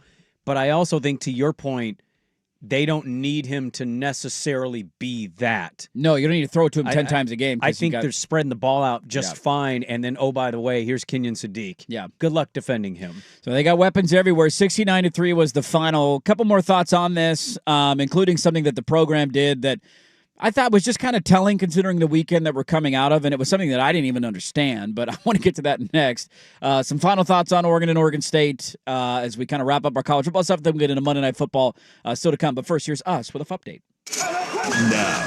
Now, from the George McCoy and Warren Allen Sports Desk, a Sports Center update on the Fan Sports Network, 105.1 FM and 1080 AM. First on the Fan, Rory McIlroy getting sharp for the Ryder Cup in a few weeks. He eagled the 18th and then won in a playoff to win for the 4th time this season, taking his country's national open, the Amgen Irish Open, winning on the 3rd playoff hole, and is the favorite going into one of the biggest events on the DP World Tour, the BMW Championships, where 11 or maybe all 12 European Ryder Cup team players are going to be playing. A couple of weeks away. Here's 2 fun animal facts for you. Pigeons can't poop while flying. What? Yep. They poop on the ground. And the eyes of a mantis shrimp have 12 and 16 types of photoreceptor cells, which you might be saying, what does that mean? It means they see an entire different spectrum of colors, far advanced anything we can comprehend. That's pretty badass. That is badass. It's like smoking a really strong joint. Last couple of college football nuggies for me. What's in that? There was a Missouri fan. So Missouri, they played the border war again this year. The rivalry was renewed. That was a good game. Dude, come on, Kansas. Came in at the end. Don't let him off the hook like that. They brought a fan onto the field to kick a 45-yard field goal for a chance to win $25,000. And instead of trying to kick the ball through the uprights and win $25,000, he pulled up his shirt. It said FKU, and he kicked the ball directly at the Kansas sideline. One other note on college football. Minnesota played Northwestern State this weekend. I did not know Northwestern State was a thing. No, it's not in Chicago. I think it's in Louisiana. It's not in the Northwest either. Thank you. They called the game with 6 minutes left. It was 66-0. 66-0, and the coaches. Did they have weather at that point? No, they just were like, we're done. You want to be done? They're like, yeah, we want to be done. See you later. That $25,000 kick, stupid. Yeah. Dude, you kick the ball for 25 G's, and then you show your belly F Kansas. Like, what are you doing? Kicked it at the sideline. What are you doing? More golf, animal facts, and college football nuggets in 30 minutes. Jason Swigart from the George McCoy at Warren Allen Sports Desk. Hurt, missing work, insurance companies acting like jerks. Don't call your mom. Call George McCoy at warrenallen.com. Sports Saturday.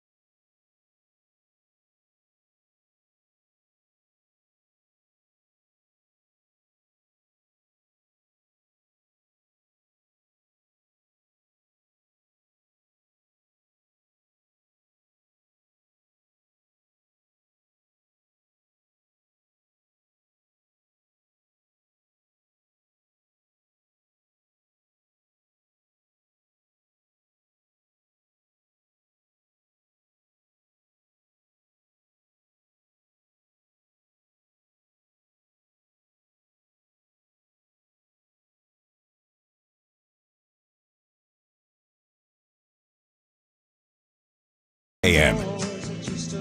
Well, we'll see how much more we want to unpack as the week goes on about what happened in Corvallis this weekend and how ugly things were. But one of the very basic small things that at times the fan base has fought against that I just kind of roll my eyes at. Like Bill Oram, remember was that 2 years ago or last year that he wrote the piece out of spring football of like, why don't you do something with this? Why don't you try and make this? It was this year. Was it that was this year? past spring game. You know, it was like, what you should care about this a little bit more. He used Oregon as an example, which then makes everybody lash out and say, we'll never be like, oh, they have Phil Knight. And it's just like all these immediate visceral reactions against anything that is said negative about the program. But there's just little small stuff that stacks up. Like last week in Corvallis, we had the reports that they couldn't show replays because they didn't want to upset the officials. No. It was the conference rules. The conference rules when third the conference. Yep. They were playing songs that nobody cared about or that were boring music. I heard a lot of people say that. You couldn't paint your body to go into the stadium. They changed that, by the way. Of course they did. After public backlash, everybody's like, this is ridiculous. Why would you? Nobody's going to be here anyways. Why couldn't you? If 10 of us want to paint our chest, what are we doing? And then on the other side of it, you got the examples of the Oregon Duck dressed up as something this weekend that I've never heard of before. I love that you asked me about this off the air. Is it a Lubaboo? Lubaboo? A Labubu. A Labubu. Yeah. He dressed up as a Labubu. Yep. I don't know what a Labubu is, but you've since explained to me what a Labubu is. Yep. And it's just one of these dumb little things that doesn't matter that much, but has gone incredibly viral and has everybody sharing videos of his entrance onto the field on Saturday. Well, it was brilliant because you don't have to worry about the costume coming off. You don't need to worry about the head falling off like it did last weekend. Labubu, by the way, for those just curious. For the fellow olds, please explain to them what the Labubu is. So Swag, do you know what a Labubu is? He doesn't. He's not listening. Okay, no, he's checked out of the show. Okay. He's getting ready for Rust. No, Rust is wanting to know where stuff is. Tell Rust to shove it up your cram hole. Yeah. LaFleur. That's what you can tell Jeff Rust. Hey, get out of there. No, our producers, we're a team in here. We got we're a team. Oh, we're a team. Yay us. Try that. Yay us. Update guys together. Get out of here. Before I make you a boo-boo. No, so funny thing. My introduction into this trend was we went to a Mexican grocery store in Rockwood. Okay. Crazy guy on fentanyl is in the parking lot screaming. People are like, should we be concerned about this guy? No, he's in an alternate universe. Don't worry about that. Take a deep breath. We come out, and my daughter knows about these Labubus, but we're not buying an official Labubu. We're buying one in Mexican grocery store parking. So you're buying a knockoff Labubu is what you're telling me, essentially? We called it a Lafufu. A Lafufu? Okay. Now, was it $40 cheaper than a real Labubu? How much does a Labubu cost? Too much money. What? They're stupid. It's a little stuffed animal you put on your backpack? We spent almost no money, and she got one that looked like almost the same kind, but it was a knockoff. And so I'm like, okay, cool, let's have a Lafufu. Who needs a Labubu when we can have a Lafufu? So she had a Lafufu, and then her cousins get Labubus because my brother and sister-in-law got to have all the nice stuff. Yes. Then guess who has to buy a Labubu? Now you got to buy one. Now we've bought a Lafufu and a Labubu. And you got a Lafufu and a Labubu. Look, they're adorable little creatures. You don't want the Fufu and the Boo-Boo. I know, you shouldn't have to Fufu and Boo-Boo. But I did because my kids are spoiled. Kids get what kids want, man. It was explained to me that they were made famous by South Korean pop stars. Okay. What's the most famous show on Netflix right now for every Demon child? Hunters. K-pop Demon Hunters. Here we go. Boom, the artist has that. We got to get Labubu. This was the most genius of marketing by Oregon that I've seen in some time. They are top-notch, number one. They know what they're doing in in-game ops. Everything you'd say about Oregon, just say the opposite about that for Oregon State. They had just had, I believe, another bad snap happen. They then played going into the fourth quarter, their third quarter, Don't Stop Believin'. Their playlist is the same playlist every single week. Yeah. They don't show replays. You know what Oregon played this weekend, the entire fourth quarter? What? Essentially, in every stoppage, they put on AC/DC Money Talks over the loudspeakers. They also played when Oregon scored 60 or whatever, like 62 after a pick six. They played Friends in Low Places.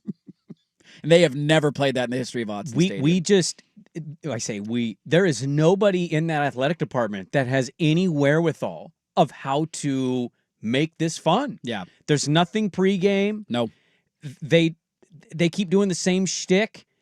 They don't know how to look forward. They cannot be progressive in any way. And the atmosphere sucks. And I feel bad for fans that go to that game. The prices have largely stayed unchanged. The schedule's terrible. You're not in a real conference right now. Giving away for free, man. They're a Lafufu, and Oregon is right now the Labubu.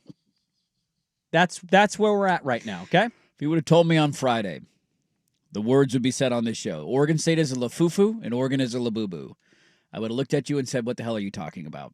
I don't understand any of this reference. This is basically a keychain stuffed animal that's made of, it's like a troll doll, but like vicious looking, right? Yeah. How much do you think it costs? I wouldn't, hopefully not more than $20. $45. God. You want an authentic one? It's going to be about $50. What are we doing And here, some man? will try to like resell the way we used to try to do with Beanie Babies. Beanie Babies, where you get them, keep them in the box, and they're in mint condition and all that. It's just like, they're, it's, there's adults that buy these too. Crazy thing is this? Is this some Japanese or Chinese thing that they've infiltrated in our, or is this a true American creation? No, I will try to verify. Maybe text, please. I was told that it was made famous by Korean pop stars. Oh, okay. That they had these. Korean pop stars are very big right now. I know, dude. Yeah, They're very big, massive. They're having a moment for themselves. They're a big deal over here stateside. The K-pop Demon Hunter track list is a banger, though. Is it? You can jam it out to that. I'm telling you, if I put on 4 songs, you would honestly be in your car and be like, I could be listening to much worse music than this. Yeah. I'm just teaching Teddy Ballgame the Oregon fight song every Saturday. It's all we play over and over again. I did post a Niner victory thing on my Instagram. Just, it's a fun rivalry. Just for fun. And I got a response from Mrs. Johnson of Old Teddy Ballgame in a throwback 49er plastic helmet. He's got a helmet. He puts a helmet on. Don't worry about it. When that touchdown was caught, we might have been jumping around the living room, and he was giggling like crazy. Lifelong memories. Just seeing like dad lose his mind over a touchdown as an adult. Dude, he now is to the point when I yell at the TV where he responds by yelling too, and it's just making my heart full. We got him, boys. We got him. What are you doing? Ah! He gives one of those sitting in his high chair in front of the TV. It's football time, buddy. All right, we're focused here. Oregon 69s, the Cowboys. They play a big nooner. Their first ever big nooner? No, the Ohio State game was a big nooner when Mario won, right? Was that a big nooner? I thought it was. I think that was a big nooner. But that wasn't a... Because our former boss made me do a 5 a.m. pregame show for that one. I remember that. That was definitely a big nooner. Okay. This is, I believe, their second of all-time big nooner at Northwestern. Their first conference big nooner. First Big Ten big nooner. According to this, do the Huskies play at 2 in the morning again, or do they get to play in sunlight? Can you play a real opponent in I don't know. time? I think they just scored another rushing That makes touchdown. sense to anybody. I think they did. Anybody see it? If nobody saw it, did it actually Careful, happen? don't mock that, because that could be your kick time in 2 weeks. For the Civil War? Yeah. We're too big. 8 p.m.? Oregon's too big of a brand. I mean, he's being a little, braggadocious, but he's not wrong. Like, you don't put Oregon on 8 p.m. Week before Penn State, you think there'll be an 8 p.m. kick? Is that what we're hearing? An 8 What's the p.m. intel kick saying? in the Civil War? Possible. Yeah. Do you know that, or you? Can you just tell us? I'm just looking at what's let's been. Let's beer bet that bad boy. What's been taken up already by the networks that weekend, and what's left? What gets scooped up? By the way, it says here it's the origin of the Labubu is a character in the 2015 illustrated book series The Monsters by Hong Kong-born artist Casing Lung. Okay. Very big deal. They're pretty cool looking. He was a Labubu. That was a big deal for a lot of Duck fans this weekend. I just looked at him like, glad I don't my kid know. is full grown and moving on to adult things. I don't understand I don't any know of if I this. could deal with this. But everybody thinks this is really cool online, so I'm just going to roll with it. My team did something smart. It bothers you that children have something new to like? Is that what you just said?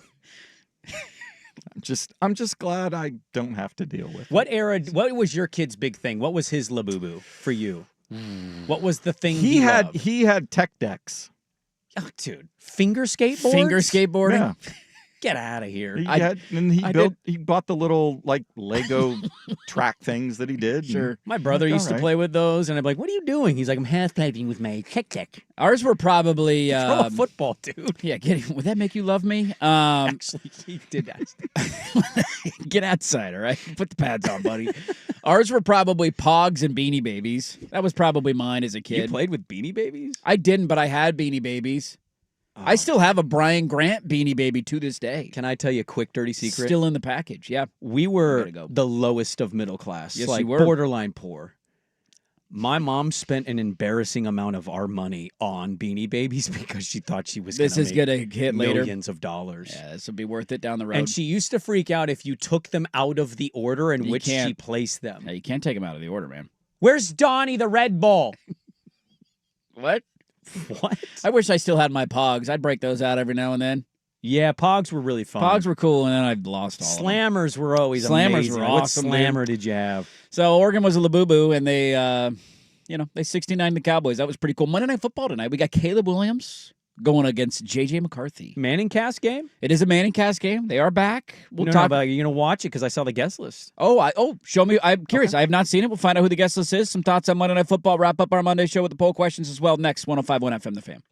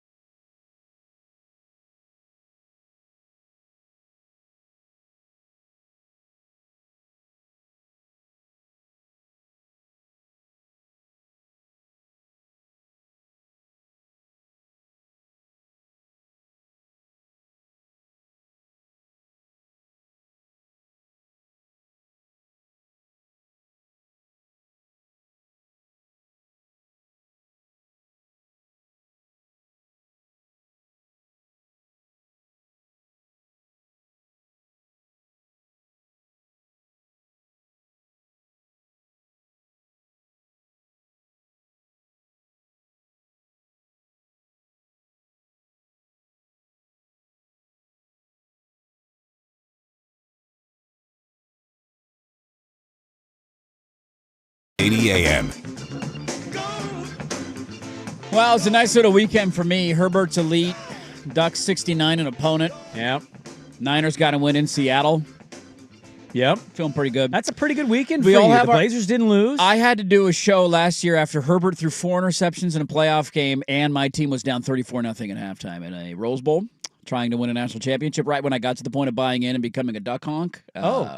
So, there's down moments. Everybody enjoys their highs when you get them. And so this was a fun show for me. That's great. I'm happy you got a rebound show. I had to do a Monday post-Super Bowl show solo after my team lost in overtime for the first time in their Super Bowl history.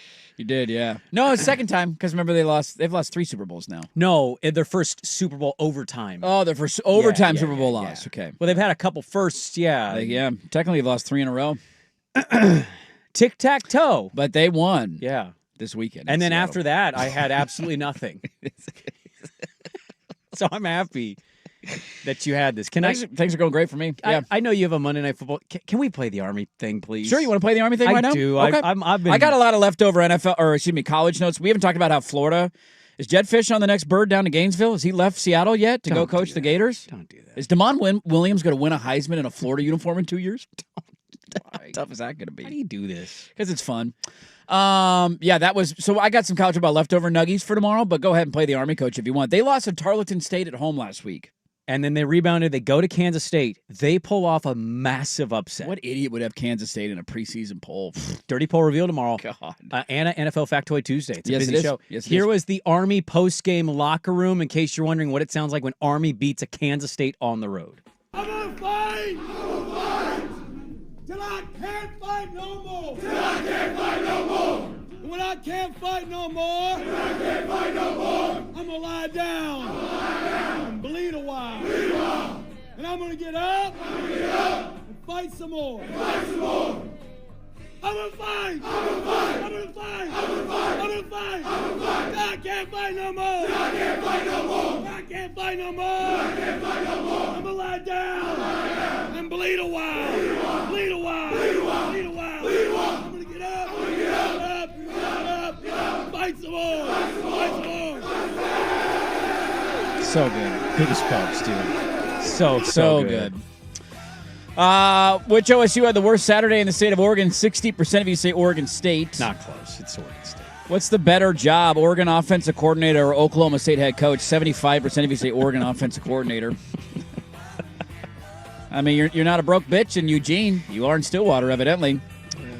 That'll do it for us, folks. We can't be late to the next show. They're our local show, but I digress. We have other local shows that are late to their next shows. Every day. Tonight we get Monday Night Football, Bears and Vikings. We'll see what we get. Manning cast. We'll see what the guest list is. Didn't have time for that, but that's all right. Bill Murray.